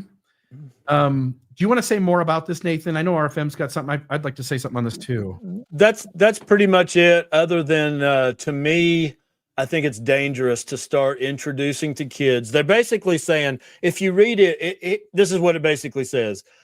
Joseph didn't want to do this. He kind of thought it, you know, he wasn't so sure, but he had to obey. And to me, when we start teaching young kids that even, you have to kind of, even if you feel like something is wrong or something, you have to obey it. That's dangerous. That's some people might say grooming. Mm-hmm. Now, the two things I had wanted to say about this was, number one, I think we do have to give the church credit because it wasn't that long ago, and it still may be largely the case, that people who grow up and go through the entire system of church education until they're an adult do not know that Joseph Smith practiced plural marriage. And it's a shock to them because it is hidden. And Randall Bell is one of those people right there. His name's up there on the screen. So this is a good thing that they're teaching their members, right? Okay. But the way they're doing it is atrocious. And once again, I can't believe that nobody involved in this process, from the idea person to the writer, the artist, the reviewer, the editor, the approval person, that nobody said, hey, I don't think this is a good idea. Because the meta message, the message that a child will receive from this story is very simple. and it is this: if an adult or priesthood leader asks you to do something sexual, you do it no matter how you feel about it. Right. That is the meta message of this story. And that's why I am opposed to it. And that's why I think it's dangerous and needs to be removed immediately. The only reason they have to do something like, so let me start here. First, you already made this point, but I'll just say there was a time not too far ago, 2012, where the only way in official channels you could know that Joseph Smith was a polygamist. I know there's going to be somebody in the audience who goes, my seminary teacher told me. That's fine. There is nowhere in the curriculum, the seminary manual, the Sunday school manual, the only place in 2012 where you could clearly learn that Joseph Smith was a polygamist was by going to Family Search and doing work on your family history and just happening to get curious and looking up Joseph Smith to see what information was in Family Search about Joseph Smith. So the church has had to face this point where it goes, you know what? You're right. We used to tell you about Mary Elizabeth Rawlings Lightner collecting the Book of Commandments in her dress, but we never told you that Mary Elizabeth Rawlings Lightner was a plural wife of Joseph Smith, and she was approached by Joseph Smith when she was 12 years old. I can see how problematic that is. So what we're going to do to fix it, because what we're not going to do is stand up in front of all of you and say Joseph Smith was diddling little girls and he shouldn't have been doing that. Instead, what we have to do is we have to take the most faithful way to put this together, and we'll just start teaching it to the children. And they don't understand that by avoiding the responsible, wise, healthy thing to do, that they now have to teach children in an unhealthy way. And it's clearly coming across in this that you are, as you point out, Nathan, as you point out, RFM, you are telling children to not listen to your conscience, but to do what God tells you. And since God doesn't talk to any of you directly, the best you've got is your bishop or your stake president or your scout master, because we don't do scouts anymore, your young men's president, your young women's president, and maybe the prophets, seers, and revelators of the church.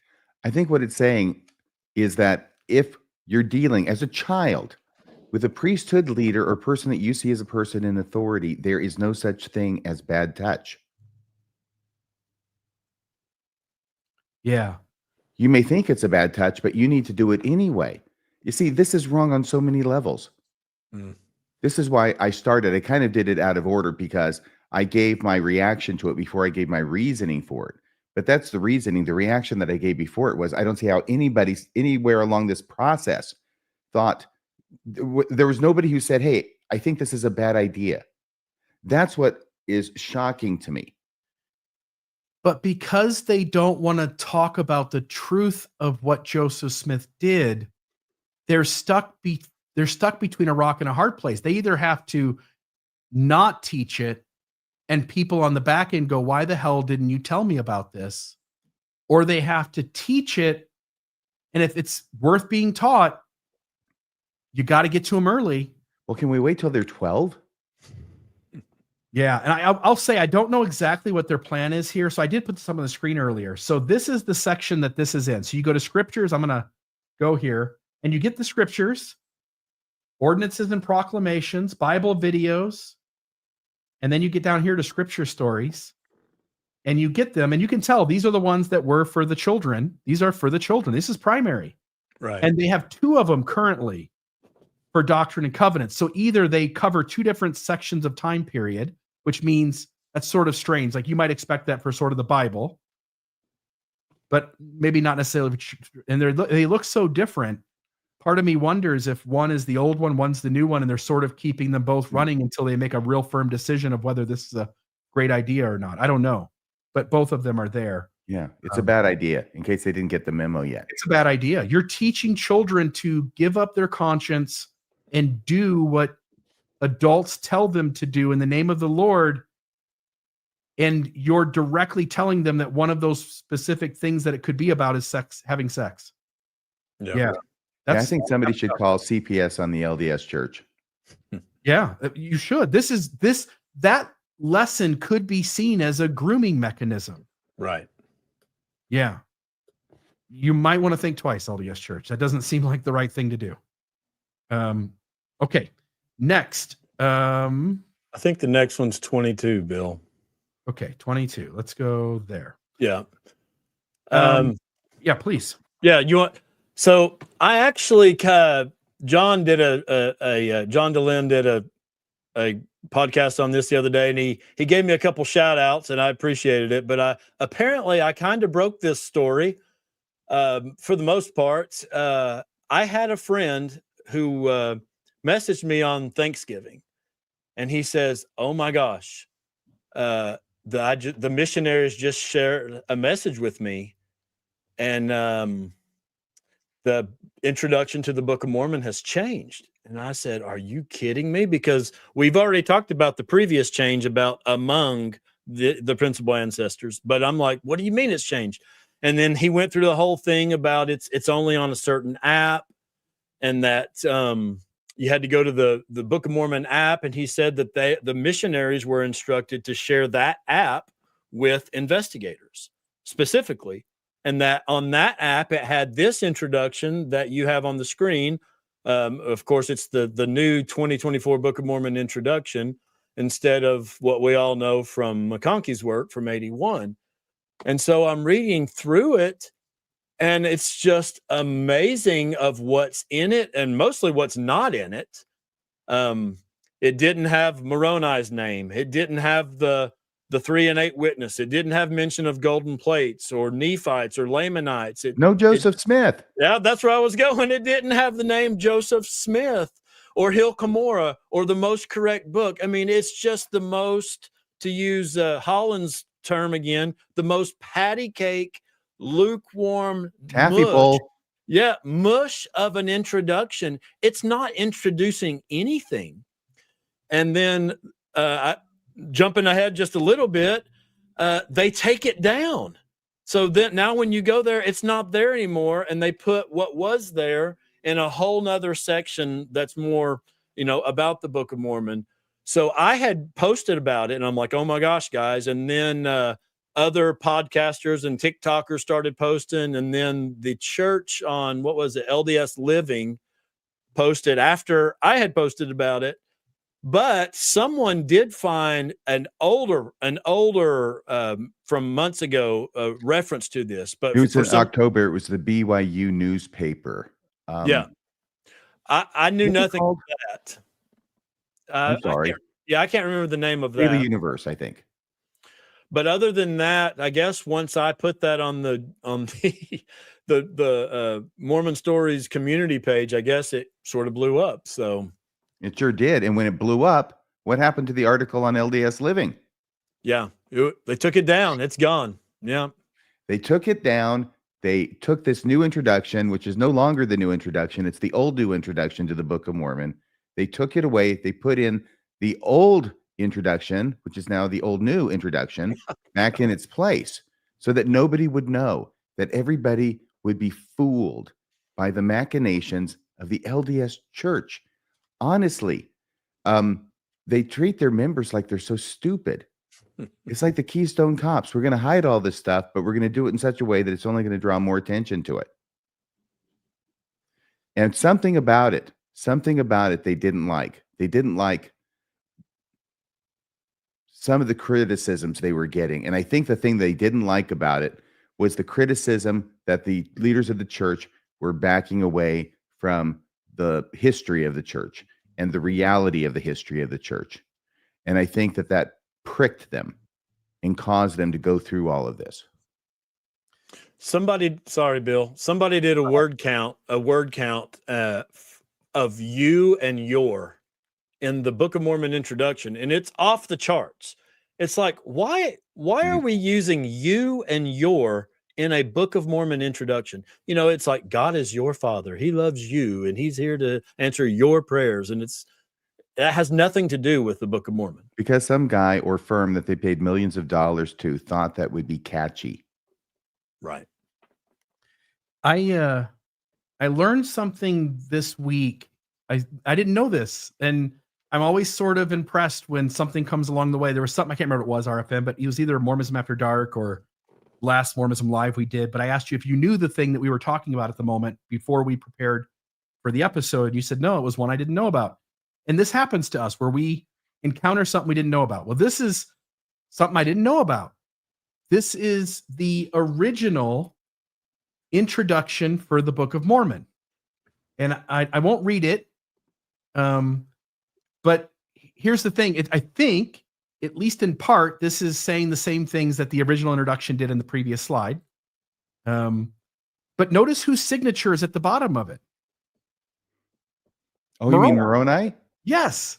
So in the very first edition of the Book of Mormon, the introduction to the Book of Mormon, it claims that it's actually Moroni who gave us the introduction to the Book of Mormon. And in every subsequent republishing of the Book of Mormon, that has been removed, his name. Yeah. It's no longer claimed that he's the one who gave it. But in the original introduction for the Book of Mormon, the claim is that Moroni is the one who gave us the introduction.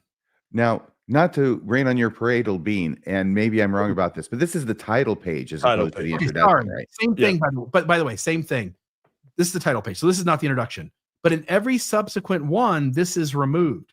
So let's do a read of this, because then anything claimed in the original introduction that has been removed would be sort of violating the spirit of what Moroni is insisting on. So he says, wherefore it is an abridgment of the record of the people of Nephi and also of the Lamanites, written to the Lamanites, who are a remnant of the house of Israel, and also to Jew and Gentile, written by way of commandment, and also by spirit of prophecy in revelation, written and sealed up and hid up unto the Lord, that they might not be destroyed, to come forth by the gift and power of God under the interpretation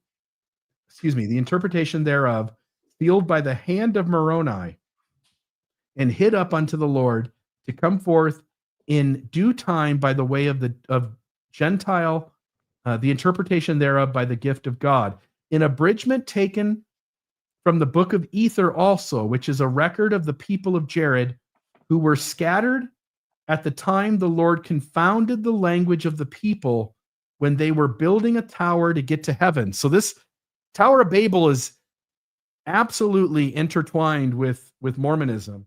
No, it's not the Tower of Babel. It's just the tower. You know that. Where the languages Therefore, were the fact that the confounded, Tower, and they were therefore, the building a fact- tower to have. Yeah, of course. Yeah, sure. RFM. therefore, the fact that the Tower of Babel is certainly a myth, which we can prove by language studies, is not fatal to the Book of Mormon, because it only says the power. Damn it, not the Tower of Babel. You were a good apologist, weren't you?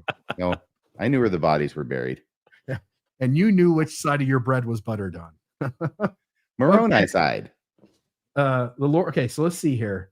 They were building a tower to get to heaven, which is to show unto the remnant of the house of Israel what great things the Lord hath done for their fathers, that they may know the covenants of the Lord, that they are not cast off forever, and also to the convincing of the Jew and Gentile that Jesus is the Christ, the eternal God, manifesting himself unto all nations. And now if there are faults, they are the mistakes of men. And that sounds like Moroni, right? They are the faults, they are mistakes of men. Wherefore condemn not the things of God, that ye may be found spotless at the judgment seat of Christ. Moroni. But anyway, future references, Moroni is gone. So he's no longer being imposed as the author of that.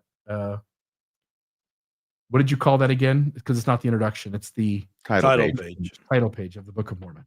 So anyway, an interesting side note. Okay.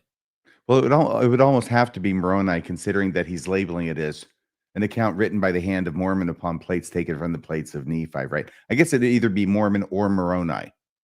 Yeah. The original Book of Mormon says Moroni, no longer after that. But again, I think now that says Joseph Smith Jr. I'm pretty sure. I was looking that up earlier. I think they took Moroni out, and now it says Joseph Smith. I'm going to look that up. Book of Mormon title Are you page. talking about like the proprietor and translator page? Let's find out. Author? It definitely doesn't say Moroni anymore. Well, I don't know why that is, or if it means anything, but Yeah. obviously if they took it off, there's a reason for it. There it is, just There it is. translated by Joseph Smith Jr. So it is an admittance Yeah. that it is part of the translation. Yes. It's not created out of whole cloth by Joseph Smith. Yes, as Right. Joseph Smith said, he said it was a translation from the last plate on the left, Yep. like Which would the be Corona. horror movie, right? Yeah. The last plate on the left. So there's that. Okay. What do we got here, folks? What is this one? What is the Book of Mormon? That's the Yes. introduction, the new old introduction. Okay. And so they've moved it now to the end of the app, and they just have this special place for it. But it's what used to be the introduction until everybody flipped out. But if it's at the end, it's sort of useless, isn't it? And Yeah. I'll tell you what else is at the end, It's a Bill. fig leaf. There's a special place in hell for the new old Book of Mormon introduction. Yeah. You know what else they put at the end in this? It's just like, I think it's called the appendix or whatever whatever it's called at the end of the app. Not only is this there, but the testimony of the 3 and 8 witnesses is there. So no longer when you go to that Book of Mormon app, it's always boom, here's the testimony to the world of what it is. Now they've got it tucked away. You've got to click through a couple little clicks, and then you get this, and you also get the testimony there. So yeah, everything's changed. Well, we want to eliminate all those hurdles to getting to I Nephi, having been born of goodly parents. Let's get right to the story. Yeah. Makes you wonder what they'll do with the new old Book of Mormon introduction, if it will have to be sort of removed, or you just kind of leave it there long enough until people get used to it, and then you try to do the switch again. Not sure what the church's plan is, but whatever their original plan is, that was thwarted, wasn't it? Yes. Merry Christmas to you too, James Leach. Thanks for the super chat. Yeah, thank you. All right. Garments no longer magical. When I was in the church back in Ohio, we had a regional conference that Boyd K. Packer came to, and he told the story. Was it Brother Marriott who told the story on 60 Minutes about the boat? Yeah. Boyd K. Packer reiterated that story and told it about Brother Marriott and being on a boat and catching on fire, and his garments didn't burn anywhere where his garments were. They didn't get burned. And he taught us that the garments had supernatural protective power. And of course they do. And when we go to the handbook, not sure about the current one, but when we go to past handbooks, it would say that wearing the garment as instructed will be a protection to you. And so the only way it can be a protection based on wearing it correctly, because somebody could accidentally wear it incorrectly. I frequently put the bottoms on the top and the tops on the bottom accidentally before. And you might not look any more silly. So it's easier to do it, back when they had the flap. Yeah. Yeah. Yeah. It was a common mistake. The old button flap, that came in handy. That's one of the reasons they went to 2 pieces. Yeah. Well, good. If wearing the garment correctly is a spiritual protection, in other words, wearing it incorrectly is not a protection. Well, if you wore it incorrectly accidentally, you're still being reminded of your covenants. The only way that wearing it incorrectly could be a protection is if wearing it correctly is a supernatural magic protection. Yes. If the shark bites you off at the shin, you're wearing it correctly. If the shark bites your leg off at the upper thigh, then you're wearing it incorrectly. Yes. And that's how you know. Yes. The church clearly taught in several instances, including the handbook, that the garments have a protective power to them. Some of those stories directly impose that it was a supernatural kind of protection. Mm-hmm. And today the church has unlearned that, and the garments are no longer protective. Anything else you want to say about garments before I move on from these? Really quick. I think this expression, magic, sums up my feelings, because I get disappointed every time we go through this list or you touch on things like this. It's just a disappointment to me, because garments were weird AF, but there was magic in them. And the church had magic in so many things. If you read this book and pray about it, God will magically, it's supernatural. I don't mean to diminish it by saying magic. I'm saying magic is a wonderful, exhilarating, thrilling kind of thing that made it a kick to be a member of the church. And what they're unlearning, they're just taking out all the magic from Mormonism. I think Christianity went through a similar process. demythologization, that was a huge move in Christianity. I'm not saying that all Christian churches are like that, but there's this demythologization of Mormonism that is currently underfoot. Yeah, Afoot. you could change that sentence. There is nothing magical or mystical about the Church of Jesus Christ of Latter-day Saints, to the point where faith not to be healed is greater than faith to be healed. Oh, yeah. Okay. Anything else, Nathan? Anything from you here? Okay, No. we'll move on. So, do Latter-day Saints believe they can become gods? And then that one's sort of a little bit watered down. But then you get to the one that's really bad. Do Latter-day Saints believe they will, quote, get their own planet? No. And the problem is you still have current leadership in various places teaching that you actually do. There are some manuals that still can be read within the church's website that still say that you will be able to have the ability and exaltation to create your own planet and people it with spirit children. But the Mormon newsroom, or now church newsroom, wants the general public to dismiss the idea that Mormons can get a planet when they're exalted and return back to Heavenly Father. And so we're in the midst of where both things are taught. And here's what I mean. You can find in Mormonism that both ideas are currently taught. And so you're seeing in real time the church trying to get away from some of its weirder doctrines. Anything about this one, you two? Yes, thank you, Paul Hallett, for the super chat where he writes, what if Jailbait Joe used the Adam Clark commentary as a catalyst to facilitate future unlearning in the ongoing dispensation of the fullness of times? Even so, by George, I think Paul's got it. He's no dumb. He's been to some good schools. He's read a few good books, huh? Yes, he has. Most of them by Terry Brooks. So for me, with the whole planet thing, I believe that they're just playing on words. You know, they'll say, no, that's silly. We don't believe you get your own planet.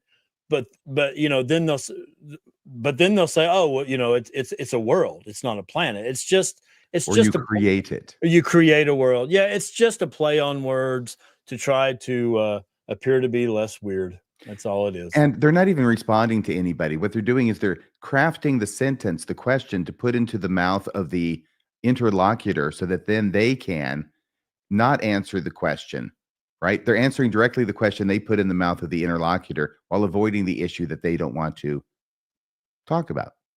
Yeah. And there's the example of the manual that still says it.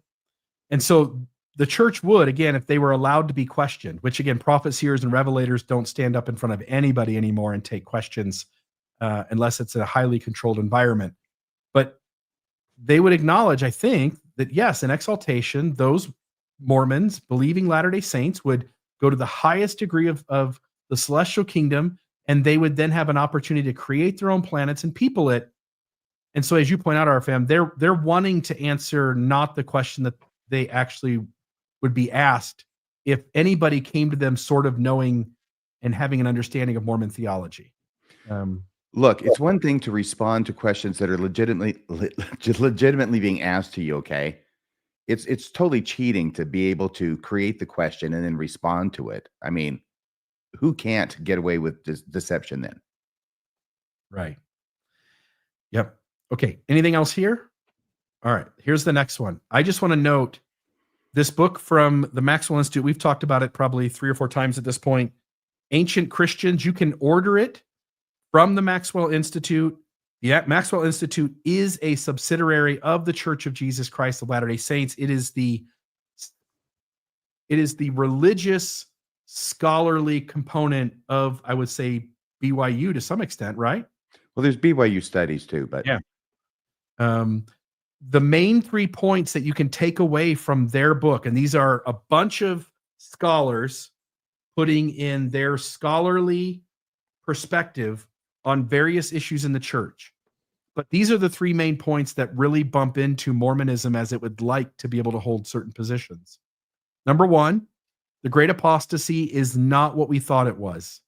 The way that Mormonism has framed the great apostasy is not the way it actually happened, and there really wasn't a great apostasy. Number two, Mormon theology is that Jesus stepped away from the Jewish faith and created the first Christian church, setting apart Peter, James, and John as essentially the first presidency of the church, and then the rest of the apostles as apostles. And they went forward carrying the Christian message in the Christian church with Christian authority and Christian priesthood. And that's just not true. These scholars acknowledge that we'll have to reframe it because Jesus was a Jew, Peter, James, and John were Jews, the other apostles were Jews, and even the second generation of what we call Christians were Jews. Christians don't show up until the third or fourth generation. Hence, Christ did not set up a Christian church as we think of it. And then the third thing is that the early Christian church didn't really happen, but when it finally did happen in generation 3 and 4, the scholars clearly admit it doesn't resemble anything that Mormonism looks like. So, if Mormonism is a restoration of Christ's church and Mormonism doesn't resemble the earliest Christian church, then what was restored? What was the restoration if it's not early Christianity? Yes, and with so many of these changes, you can see the church is responding to scholarship. And, they're always 20 years behind the time. This has been established scholarship for at least 20 years prior to their finally getting on board. Most people try to keep up with the times. The church is always trying to keep up with the past. That's how far after the fact they move. But over and over again, they're responding to scholarship. And every time they're responding to scholarship, they're changing something that was really, I won't say essential, but fundamental to Mormonism. Like this, they're responding to scholarship. They're changing their position on the apostasy. They're responding to scholarship. They're changing their position on all sorts of things. But the strange thing is that the apologists are saying over here that the scholarship is supporting the Book of Mormon. It's supporting Mormonism. And in fact, the trend is that more and more the scholarship is supporting the Book of Mormon and Mormonism, whereas what the church is doing by its actions is demonstrating that the scholarship does not support the Book of Mormon and Mormonism. Otherwise, they wouldn't have to be changing all this stuff. Yeah. The last lesson that I taught at church, and this was within the last 2 years, I was invited to come to stand in front of the youth, and you guys have probably seen this little visual display that a lot of missionaries, and I've done it my whole life. You set up 12 cups on the table, and that's the 12 apostles, and you build upon it, and you build upon it, and you've got the principles and ordinances of the gospel, and you've got it, and then you put Christ right on the top. And I just sat there. I've got a picture of it, and I wrote about this whole issue of apostasy and restoration, and that has been the bread and butter for years and years. Christ came, he set it up, it fell away, and here it is, brand new, never to be taken again. And I just sat there and testified to those kids.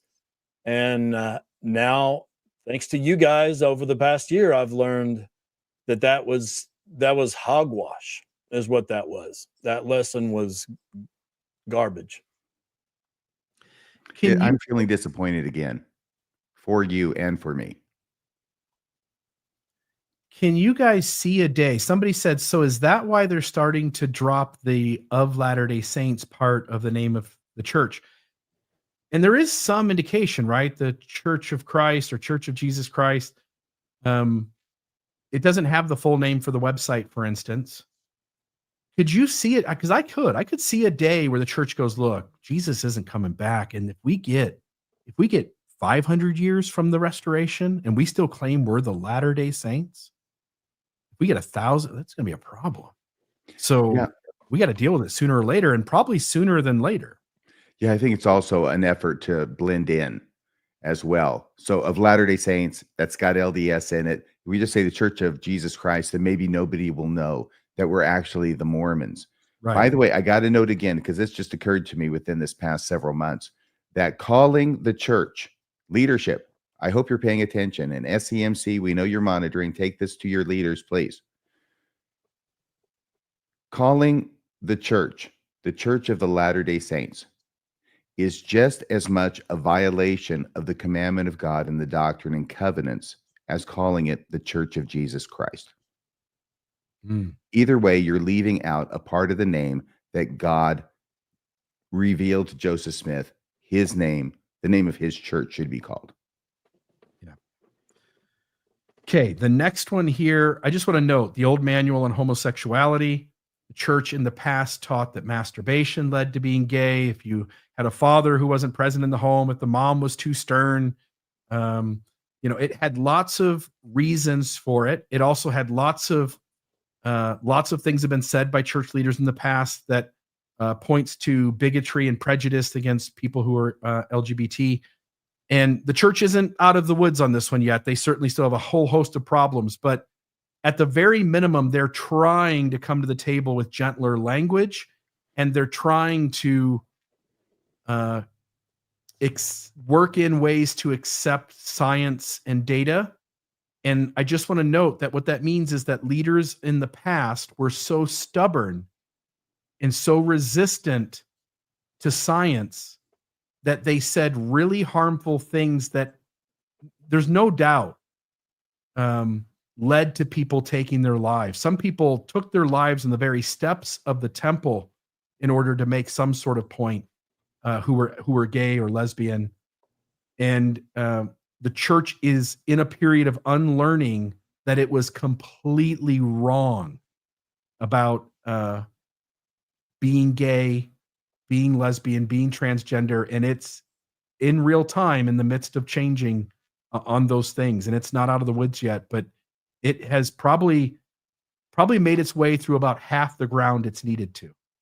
Yes, and this manual from 1980 or 81, it's a church manual, it's a leadership manual, states unequivocally that homosexuality is a choice. And that's why it can be punished as a sin by God. And that has been reversed, I believe, in the LDS Church. Yeah. And I think that's half the battle, is acknowledging that people come to planet Earth not making a choice to be the kind of human that they are. And you don't have to go too much further for the church to go, we've been just completely wrong on this. We've been completely wrong, and we're going to have to, and they will, sooner or later, they will have to adapt. And again, I think sooner better than later, because you're costing lives. And the reason I say, I think the church has reversed its position is because the church never comes out and says, hey, we're reversing our position. Well, I guess that maybe they did a little bit about blacks in the priesthood in that essay. But all I can say is that there are certain statements that have been made by general authorities, I think including Elder Holland, about homosexuality. It's not a choice. It's a feature of a person's characteristics, personal. It's just not a choice, right? But then you have Elder Oaks in an interview that's still up on the church website saying that his son, if a person has a son who's homosexual, they could come home with their partner for Christmas, but they're not going to stay overnight, and I'm not going to take them out anywhere and introduce them to my friends. You see, when you say that, what you're saying is it's a choice, I believe. Is there anything else that might have happened to, say, hypothetically, and God forbid, to Elder Oaks' children that's not a choice?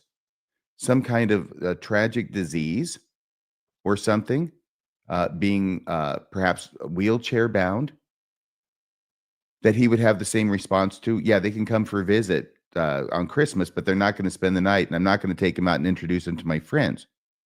See, he does not believe, and this is just coming to me now, so I must be being taught by the Holy Ghost. This is true. Elder Oaks believes that homosexuality is a choice. Otherwise, he would not have said what he said about not taking his son out to visit or be introduced by him to his friends. Yeah. And I don't know if you saw the TikTok, maybe it was a Facebook short, My mind just went blank, but it's the young lady who helps out Mormon stories. Jessica, I think. Yeah. And so she just did a thing Or where Julia, yes. And she points out a video from Oaks where he is criticizing those who don't show love and acceptance towards people for and I don't know if he mentions LGBT specifically, but he's very broad in at least in some of his statements about showing love and acceptance. And I just want to note the juxtaposition with the one you're pointing to, RFM, where he's the one not showing love and acceptance about a thing that the church has, for the most part, chosen to show love and acceptance on. Apparently, but you never can tell with these guys. That's why it's always a state of confusion around them. Bill, I got to tell you something. I know you're not done yet, but I'm looking at the time. It's 2 hours in, and I'm going, where has the time gone? Yeah, it's gone quick. Let's be really quick here. I've got a few more slides, and we'll zip through, and we'll take. I'm enjoying it. I hope everybody else out there is. Good. I know that a couple of the comments said this has been a great show. I'll just note the race one. Today, the church disavows theories advanced in the past that black skin is a sign of divine disfavor or curse, that it reflects unrighteous actions in the premortal life, that mixed race marriages are a sin, or that blacks or people of any race or ethnicity are inferior in any way to anyone else. Elder Oaks today still holds for the church, because he spoke in an official capacity in the B1 conference. He addressed it that the church, that he and the church still believe that the ban itself is from God, just the reasons aren't. But you can see the church is in a period of unlearning, and it's going to have to come eventually to the conclusion that the entire thing was just nonsense. It's okay, Bill, because blacks were only inferior until 1978. Yeah, that makes it better, doesn't it? Yeah. So there's that one. And we can keep commenting. If you have anything to say on these, please do. Otherwise, I'll sort of rush through these and we'll get to the phone calls. Because we do have a section here where I want to at least get your thoughts on what you think Spackman's talking about. Because Spackman's talking about future reference, not what we're talking about tonight, which is everything has changed before. Right. So you have the interracial stuff. George Albert Smith and Russell M. Nelson. George Albert Smith is talking about racial intermarriage, which the Lord has forbidden. And Russell M. Nelson, in needing to keep gays out of the temple, says God has not changed his definition of marriage, but at least when it comes to interracial marriage, God has changed his definition of marriage, because interracial marriage is no longer seen as a sin. So the church actually could include LGBT people in getting married, because the stance that the Lord has never changed his definition of marriage, both with polygamy and with interracial marriage, are two examples that show that that's not true. All right, ordinances in the temple. Ordinances instituted in the heavens before the foundation of the world in the priesthood for the salvation of men are not to be altered or changed. And then I love the next sentence too, which isn't highlighted. All must be saved on the same principles. If one person is making a covenant to be obedient to their husband, who is then supposed to be obedient to God, and another person is making a commitment to be obedient to God rather than their husband, aren't those different principles? And aren't you then altering the temple in ways that could not be explained away?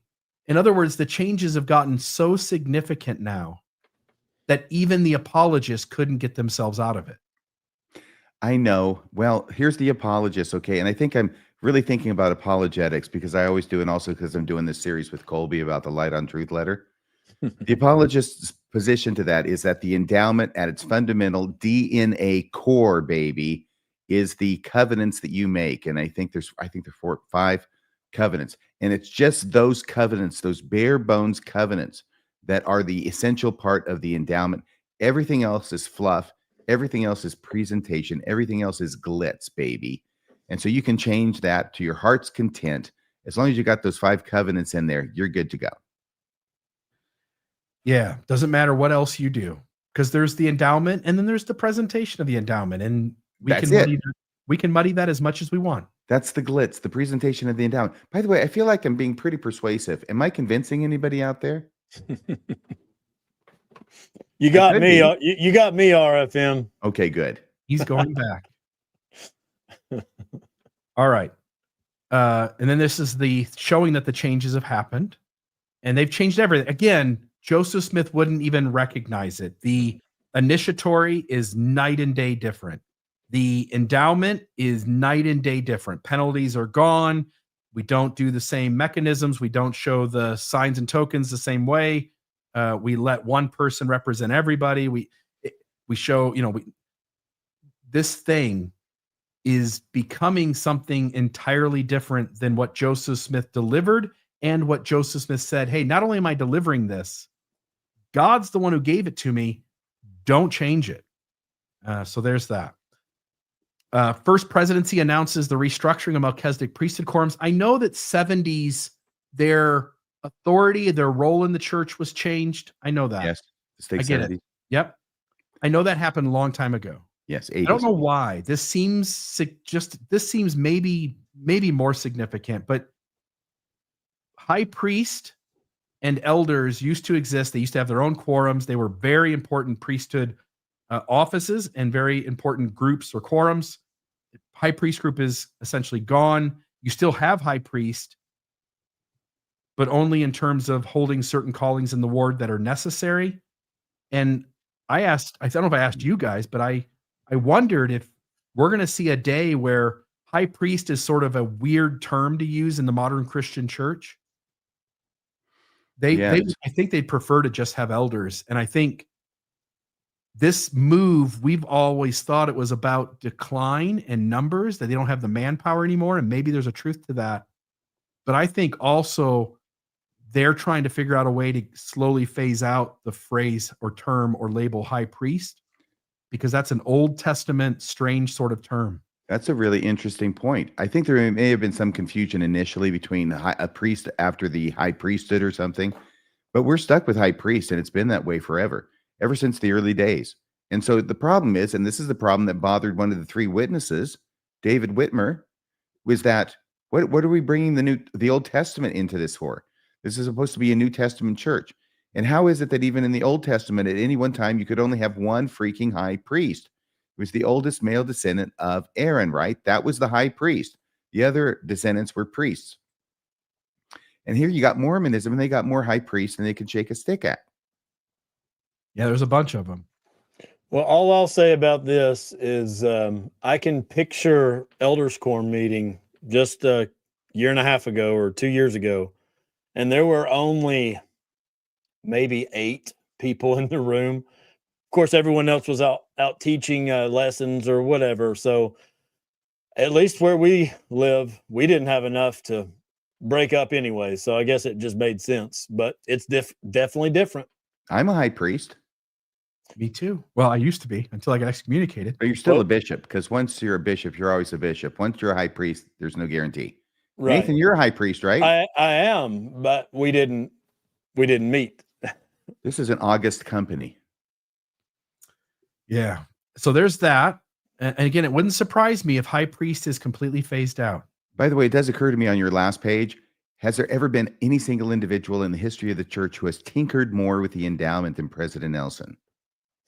No, he's changed it 3 or 4 times at this point. Yeah. People are going, could you just make up your freaking mind? I mean, it's like he tinkers with it, and then they change it, and he comes back, oh, I got another idea. And they're going, you got to be kidding me. Another one? Well, it comes to him at night, RFM. I hear about that. But I mean, it's not just a decision, right? All the work that has to go into implementing his decisions through now 200 temples. It's staggering. Yeah. Okay, next, women can serve as witnesses and children can serve as witnesses for baptisms now.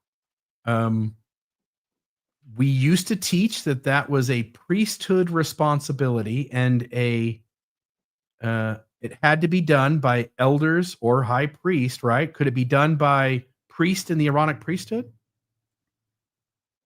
Oh, I believe so. Okay. But not women and children. It's been a while. Yeah, not women and children. No, and women and children can now be witnesses. Cannot be trusted as witnesses. They can now. Well, they couldn't then, because We have to have 2 witnesses to make sure it's done right, and you just can't trust the women to make sure it's done right. Because if the foot comes up, they're going to say, hey, it's close enough. Yeah. Guys are the ones who are going to be the real baptism Sticklers. Nazis. Yeah. So there's that. That seems like a small thing, but also not. Like, you sort of reduce everything in the ward that priesthood isn't no longer necessary for. I mean, I think there's, correct me if I'm wrong, Nathan, is there the ability yet for women to help out in any way with like clerk stuff? I thought I remembered hearing something. I'm not familiar with Okay. that. If Anybody there is. knows that, please. Yeah, they're going to keep them away from the money too. Yeah. So here's the thing about that, though, right? This legitimately, I could see this change as being something that would fit the description that Ben Spackman was talking about. A tradition that we inherited that we have to unlearn. Because I think you could say this was a tradition that you had to have the priesthood in order to be a witness at a baptism. There's nothing anywhere that supports that, to my knowledge. It's just something that came along for the ride and got developed and adopted over time. This, I think it applies to the vast majority of what we're talking about, though, tonight. I get the feeling Ben Spackman would want to say that it applies to all that other stuff, but it doesn't really. Yeah. Yeah. Okay. And then I'll just note really quickly, the Mormon should mean more good. We had the Mormon.org cards that we all had to get and we all had to pass out. There was the Meet the Mormons movie, which we were all supposed to try to get people to and to go see it. That was a big deal. And today, President Nelson is clear that using the word Mormon is a victory for Satan, that we should use the full name of the church. It's one thing to encourage people to use the full name of the church. That's always sort of happened every now and then. But to denigrate Mormon as a bad word that sort of has you losing the spirit, if you use it, it's a victory for Satan, runs so counter to the Mormonism of Gordon B. Hinckley and those before. Gordon B. Hinckley specifically used it as a sort of the Mormon moment to try to promote the church and to come out of obscurity. And you could just see the moment he died, the church went right back into obscurity. Again. Yeah. Nobody's President doing Nelson indirectly calling Gordon Hinckley Satan. Yeah. And then, but Spackman spoke of the future. And so I wanted to see what you guys thought. What are some of the change? Oh yeah, please. Exmo. I was Rick, just pointing everybody's attention. Rick Skeptical, $50. Exmo Bishop here. The church always declared unique revelation from God. No matter what they do now, will never erase the air of old tales and racism disguised as revelation. Amen. And thank you for the super chat. As we wrap up, I'll put the phone call number up on the screen. What are your thoughts, the two of you, on what could, because Spackman says, I'm working for the church. I'm doing research for them. They tell me to go get material on a particular topic. I'm not going to tell you what that is. I'll just talk about the Sweetwater River crossing. Yeah. But there's something I'm working on where the information that I'm being asked to give indicates to me, Ben Spackman, that the church is about to change in a way that makes everyone really uncomfortable. In spite of all the stuff we just talked about, which has made us uncomfortable, he seems to think it's something bigger than that. What do you guys think it might be, or what other changes do you think are coming down the pipe? They're bringing polygamy back. I don't think so, Timmy. It's the last gasp. That's the last thing they can do to try and get more members. Well, I'll tell you my one thought on this, and I would have ran with this idea were it not for these cartoons that the church is putting out about that we already went over. But I have thought that the church might do with polygamy what they have done with racism, which is basically just say, we screwed up, we gave into the ideas of the day. I sort of thought if Ben Spackman was right, that maybe the church would come out with a more forceful kind of distancing of it and call it out as an evil, as a mistake. But now that I see that the church has decided to do what they're doing, Teaching it to the kids. I'm telling you, they're bringing it back. I don't know that I would go with that one anymore, and I'm grasping at straws here. RFM, do you really think they're bringing it back? Is that what No, you I really think are- that they're a bunch of boobs who don't know what each other's doing. They have enough trouble knowing what they're doing Yeah. to keep track of what everybody else is doing. And there's no central authority. There's nobody up there. The correlation committee is asleep at the switch. So you both, RFM, you made a joke about it being polygamy coming back, which you don't really think it is. And Nathan, you thought it was that they were going to denigrate polygamy as abhorrent, and that appears that they're going in the opposite direction, which is to convince children that Joseph Smith's diddling little kids was perfully okay. Okay. Sorry, Michelle Stone. They're not going to do it. Yeah, Michelle took an L on that one, didn't she? Yeah. Bet she had a hope. What do you guys think it could be? Do you have any guesses? I think it's going to be something that is so much smaller than we anticipate that when and if it happens, we will hardly even be able to notice it. But they think it's a big thing. I think from their point of view, they think it's a big thing. From our point of view, not so much. But maybe, I mean, there's the big elephant in the living room, right? That we actually do make mistakes about doctrine. You can't trust us as to doctrine because we can get things wrong. They wouldn't put it that way. That we've actually gotten doctrine wrong. That would be the biggest thing that they could possibly do, I think, because that affects the entire underpinnings of the church. That's actually the first thing that I wrote that kind of started getting me in trouble, RFM. I titled it, I Can Fix the Mormon Church. And it was all about that idea of we have to quit claiming that these guys are speaking for God. You know, just let them be old men like your grandpa who has a lot of good advice, but maybe some that's not so great. Let them be like that. But we have to quit letting them claim what they've claimed all along. I was talking with Randy Bell actually before the show, and we were talking about churches and leaders and how so often the leadership gets corrupted by the power. And I was just mentioning offhand that Joseph Smith, when he set the church up, he was trying to have a leadership, but he was trying to offset it by having a congregationalist aspect to the church of the power resides in the membership. Like any congregationalist church, you have the leader, right? The pastor, the preacher, but it's up to the majority of the congregation as to whether that pastor gets to remain as the pastor of the church or whether they get sent packing.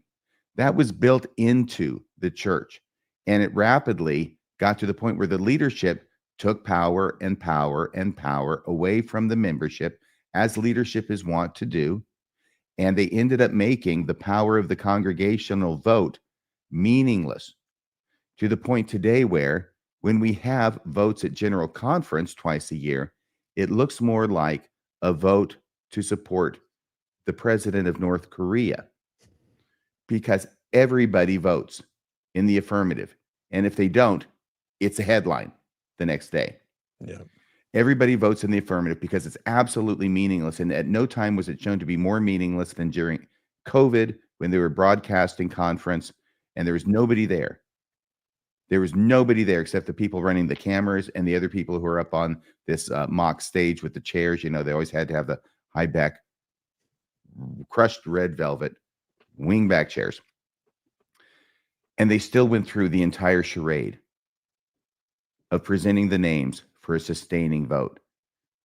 And this whole sustaining, you know, yeah, that's in order to mask what it was originally, which was it was simply a vote. Not sustaining, not whether I sustain you or not. It's whether you get the position or not, and whether you get to remain in that position or not.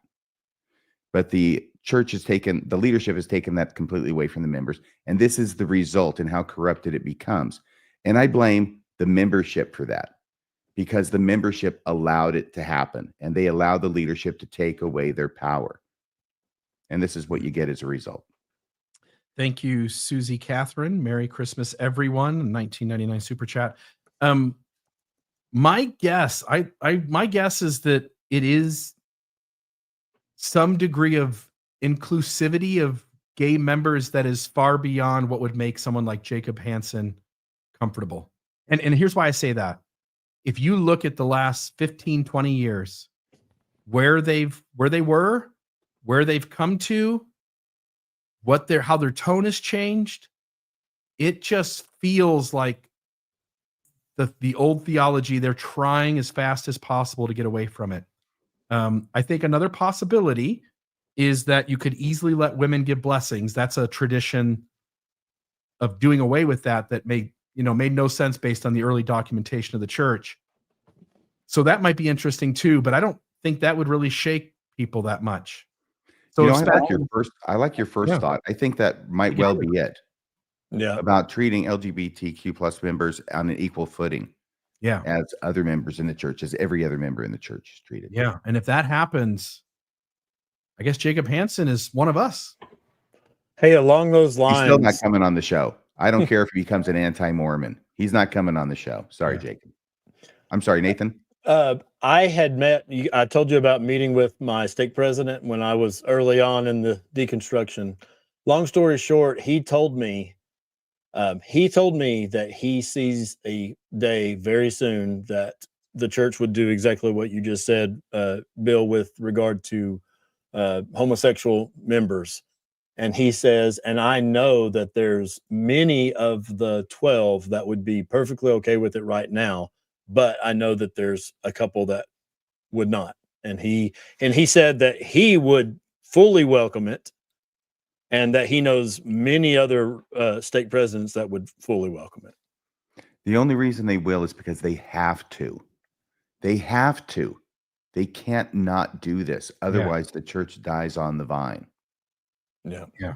That's the pure love of Christ. Yeah, you can't be homophobic in 3000, the year 3000. You can't. In other words, look at the trajectory, and if human beings keep progressing at the same rate that they are, eventually, just like with civil rights and people of color, anything other than acceptance would be intolerable. The church had to change on race. It had to. It couldn't be surviving today anything other than a small, deeply abusive faith that everybody saw it for what it was. Sort of like, I can't remember what the name of the group is, but they go to like military funerals and raise signs and scream and have a bunch of banter. They'd be sort of that kind of a group, or the KKK, for instance. That sort of feeling about them as a religious institution. They had to change. Nobody. I'm glad I can't remember their name. The Something Baptist Church, I think. Who's like what major religion is racist today and how it operates in the pews? It doesn't exist. And whatever faith you would name is so small and looked down upon that it's nothing. And this issue will become that. So you're right, RFM. Okay, let me just finish up really quickly. I want to show what did ChatGPT come up with. It said shift from literal to metaphorical interpretations of the Book of Mormon, increase transparency about polygamy. They're doing that right now. And by the way, ChatGPT doesn't have access to the most recent information unless you feed it. You can attach files, but it doesn't have the most recent information. It has like a lag of like a year or something. So it doesn't know that the church just did that. Further de-emphasis of the Book of Abraham, simplification of temple rituals, acknowledgement of LGBT members as fully faithful saints, transition to a universal doctrine of Christ-centered living. They're doing that. Rewriting missionary training manuals, increased gender equality in leadership, downplaying race and priesthood, rebranding of Mormon-specific terminology, flexible tithing requirements, official position on evolution changing, so no more 6,000-year-old earth in very direct ways, revised teaching materials on church history, elimination of word of wisdom restrictions, inclusion of non-binary and transgender members, loosening of Sabbath day observance guidelines. And you can see some of this is already happening. So it might be playing on some of it that it does have access to, but I do find it's interesting. It does seem to be doing what the church is doing. Continued temple expansion with local adaptations, not if we can help it. Reduction and emphasis on patriarchal blessings. I said that a long time ago. You don't want old guys blessing people to come forth in the first resurrection. You're gonna twinkle. My father-in-law, his patriarchal blessing says he'll twinkle. My ex-brother-in-law, his patriarchal blessing said that he would build the temple in Missouri. Fat chance. Adoption of a universal view on salvation, softening of the church's claim to absolute authority, and then the rationale it gave reducing contradictions in history, creating a global church, normalizing Mormonism, and minimizing cognitive dissonance. I think all of those are on the table except for number 20. They will never, the leadership will never relinquish their authority. It will have to be taken from them. All right, let's get to some phone calls. And there's one person in studio. So folks, if you're on the phone lines, if you can try your best to make it quick, just so we can get to those 3 calls plus the person who's in studio, and we'll stop there. So if anybody else comes in, I apologize, but we won't get to you. All right, so let me see if I've got the caller. Caller, are you there? I don't hear you. Yeah, I'm here. There you are. Go ahead. All right. Well, my question was at the beginning of the discussion, the essays were mentioned, and I think Nathan mentioned that he was part of a process of providing like feedback for the essays. And I was wondering what the purpose of that was, like what the purpose and process of that was. Because in my opinion, I've always thought that the essays were what they would want to submit as evidence in court for what the doctrine is, and not ever what they would want to teach in church. And I've always kind of thought the way they hid them on the website was creating a public notice for statute of limitations. And so maybe RFM, maybe if you could speak to that, is there any truth in that? Because it seems like the church, like ChatGPT said, it's moving towards unfalsifiability. I think the last person that looks at anything that Russell M. Nelson says is Kurt McConkie. They're really gunning for unfalsifiability, and they're trying to protect the bottom line. So anyway, I'll take it off the air. Thank you. Yeah, I got a feeling that when they send out these essays, these preliminary essays for review to a certain number of hand-picked bishops or randomly selected bishops like you, Nathan, they must have been thinking, okay, well, we'll give it to this number of bishops. They're the expendables, and if it knocks out no more than 30% of them, then we'll keep them. You might be right. All right. Thanks for the call, Landon. Did you have anything you wanted to say in response to Landon's call, Nathan? No, I didn't. I agreed with what you said, RFM. I didn't have anything else. Okay, so I just put my hat on. I tip my hat to him anyway. Wait, that's not me. What's going on here? I thought that was my square. I'm down here. All right, so Maxima might be the next person. Is that the name, Maxima? Simona. Simona, okay, go ahead. Hello. Yeah, you're on Mormonism Live. Well, okay, I want to make 3 comments. I've seen all these changes that the church is doing. I've been a member for almost 44 years. So for me, yeah, I can tell you, like you guys, I mean, it's upsetting to see all those changes and to try to erase the history of the church and everything else. It's just, it's another proof that this is not a true church. But I think that the church is trying to recruit new members. They know that they're losing members, so they still have to get more new members. So what we call the orthodox doctrines is not appealing to the new generations. So I think that's why they're making those changes. The other thing with regards to women allowed to do to be witnesses during baptisms, I think it's another way, and also changes in the temple with regard to the women doesn't have to be under the authority of the man, to do whatever he says. It has to do too because of feminism. The feminism also is running strong in the church, whether I don't know you see it or not, but it is very strong. And so, and we know that the majority of active members in the church are actually women. If you go to the temples and the church, you see the women are the most and are actually more faithful to do the work. So they had to give a little bit. But the sad part also about that is that even though some women believe that they're treated equal, it's not true, because I think it's still until today, it's like if a woman decides to divorce her husband because, for instance, he cheated on her, and she needs to, if she wants to break that ceiling, she cannot undo it unless she has somebody else that she wants to marry and be still in the temple. So otherwise, she's going to stay still to that man, and that man can remarry and be still to other women.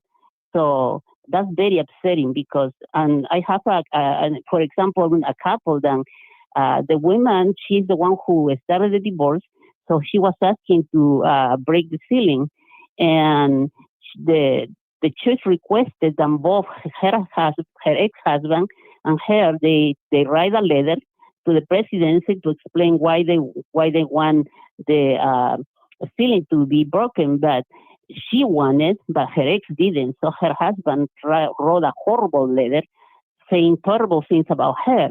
So the church is almost like had to think twice before actually approving the divorce, which is, I think, that's terrible. I mean, it's like the women have no rights. And then there is another case where a woman, her husband cheated with a woman,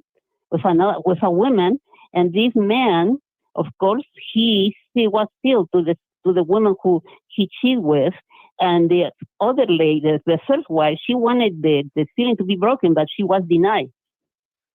You know, she couldn't because she wasn't planning on getting married to anybody else. So I think that's very unfair, but not many women. It is absurd because we know where she's going to be spending eternity. Is plurally married to a guy who cheated on her against her will. It's ridiculous. Yeah, You're right. and the other thing about those videos from the showing to the children about Joseph Smith, and see, they're twisting so many things. Like even to think about Abraham. Abraham really was not a polygamist. I was doing some research about it. I mean, he actually got married only twice, and that's because Sarah died and he remarried.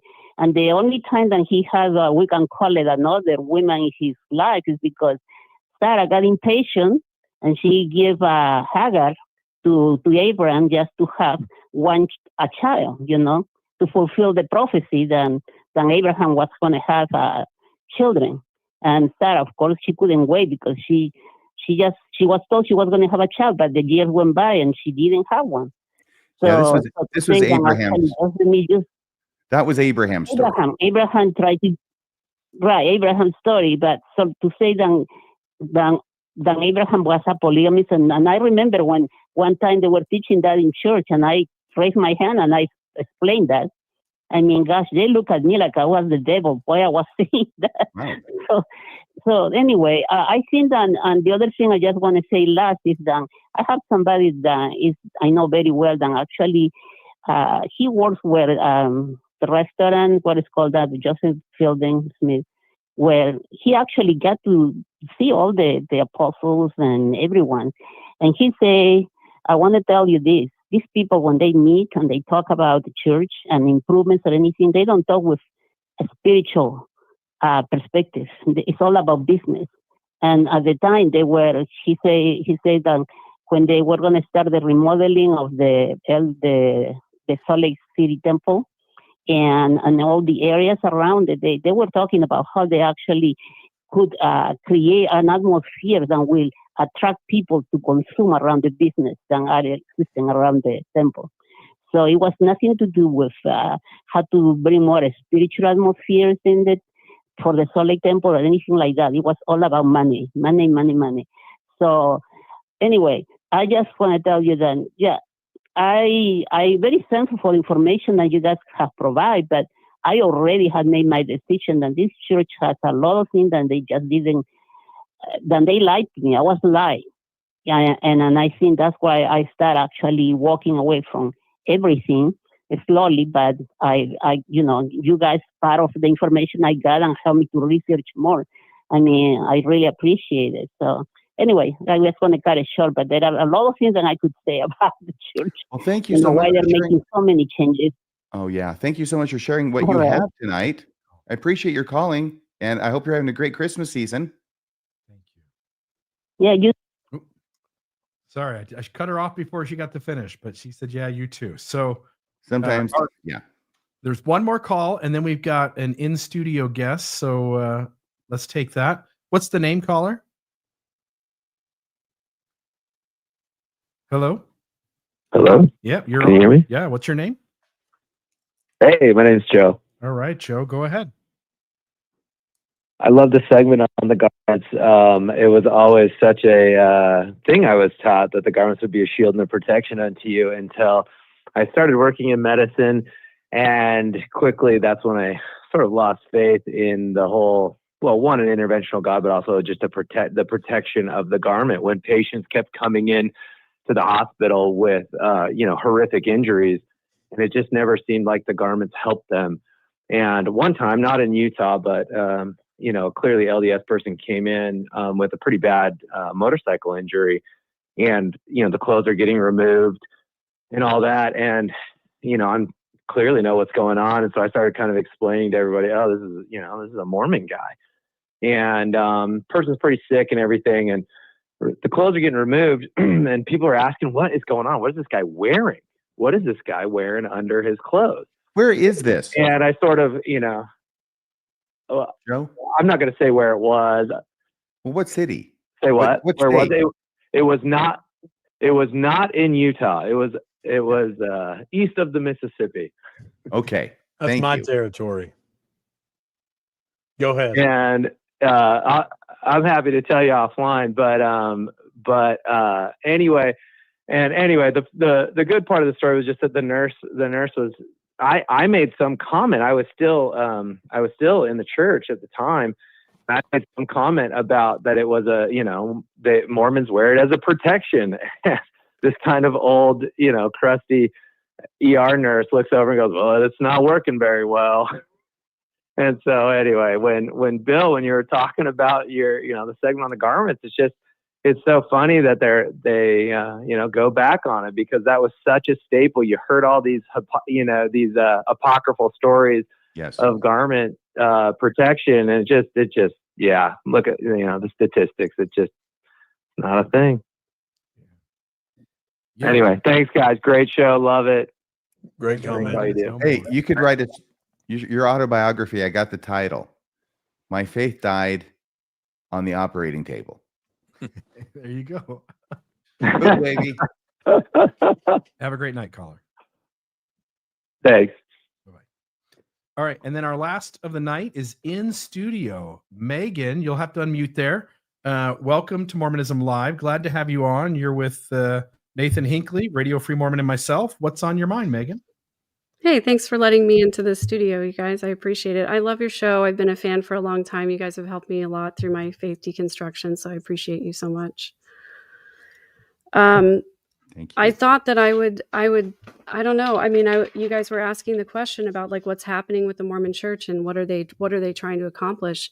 And honestly, I thought that what I was witnessing was the homogenization of Mormonism, where they're trying to appear more mainstream. They were trying to appeal to a broader audience. What with the removing of Moroni from Google Maps and replacing it with a cross and other things of such nature. But when this polygamy cartoon came out this last week, or at least when it came to my attention, I just have to believe that there is, like you were saying earlier, Bill, that there's no central leadership.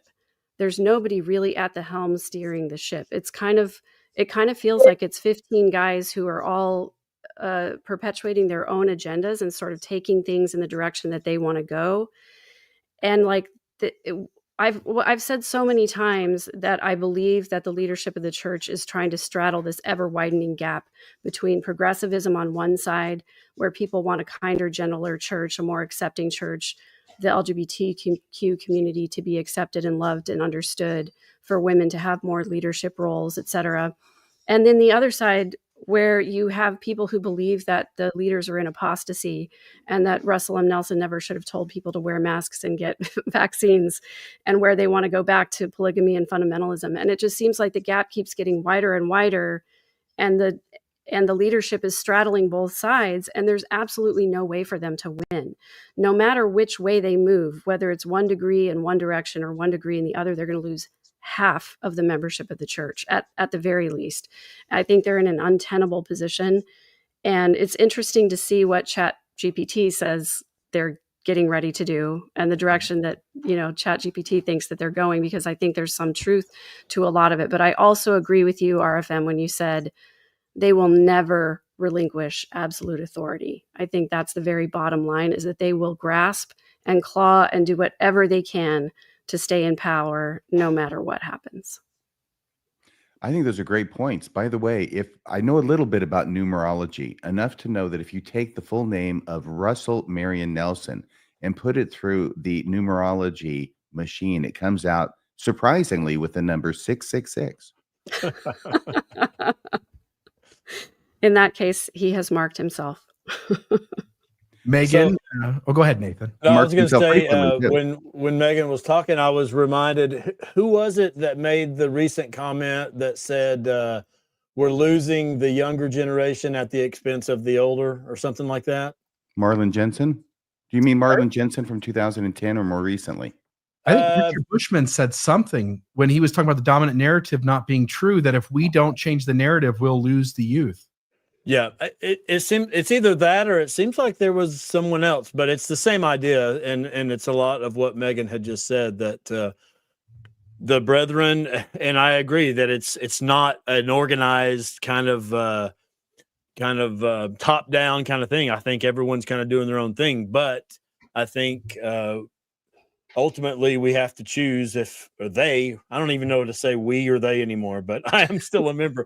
We have to choose if we're going to try to save the younger generation or the older. And I think obviously they are probably going to lean towards the younger and do some of the things that we've talked about. They have to. You have to. You're dead within a generation or two. You have to. Yeah, but I think the other issue is that they are so ensconced in their ivory tower in Salt Lake. They haven't spoken with actual, normal, regular members of the church in such a long time. They have no idea what to do or say. And that's why I think we're seeing skid marks everywhere. It's because they don't know what direction to go in because they haven't talked to real members in so long. I thought the skid marks were from President Nelson marking himself.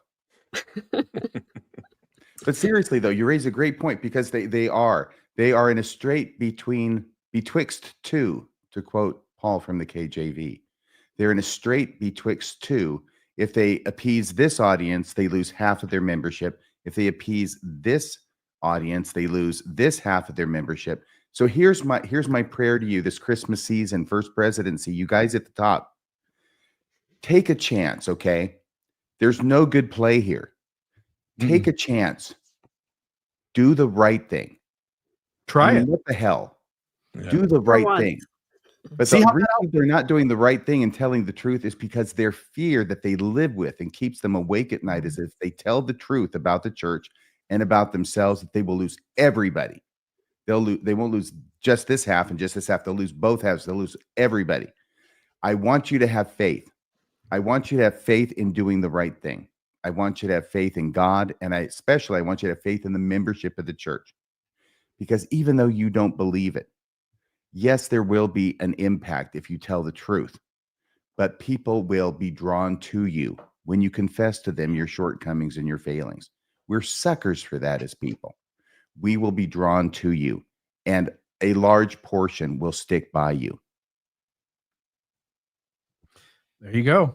Well, Megan, from one podcast group to another podcaster, great conversation with you, and appreciate you coming to the studio, and hope you have a great night.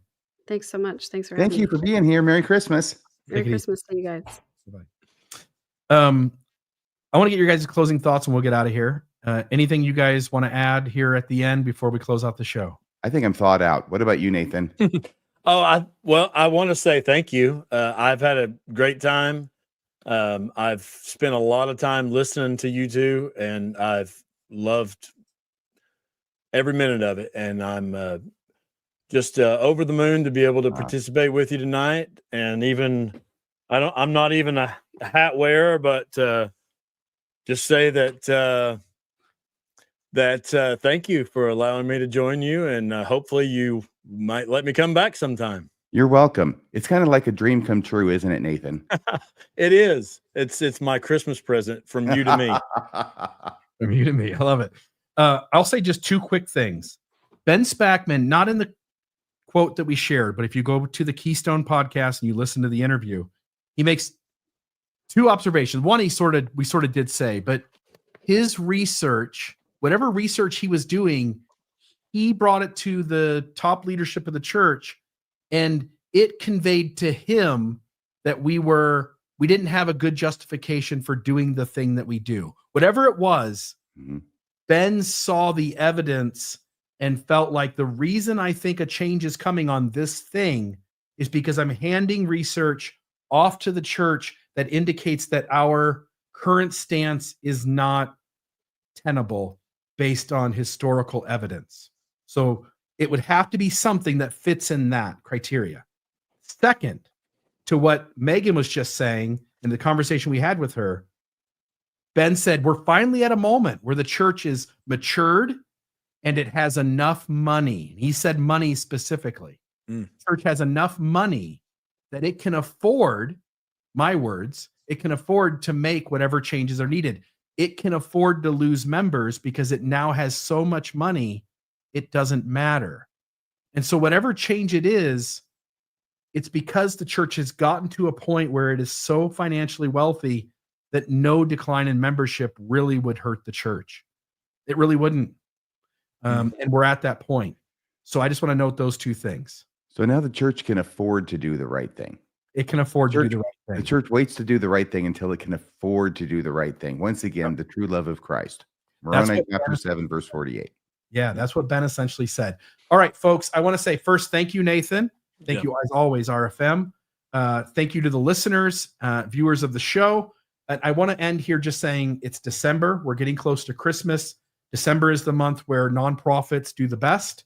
I just want to say to all of those out there who watch this show, first off, to those of you who already support the show by donating, thank you. We're deeply appreciative. It allows us to do what we do.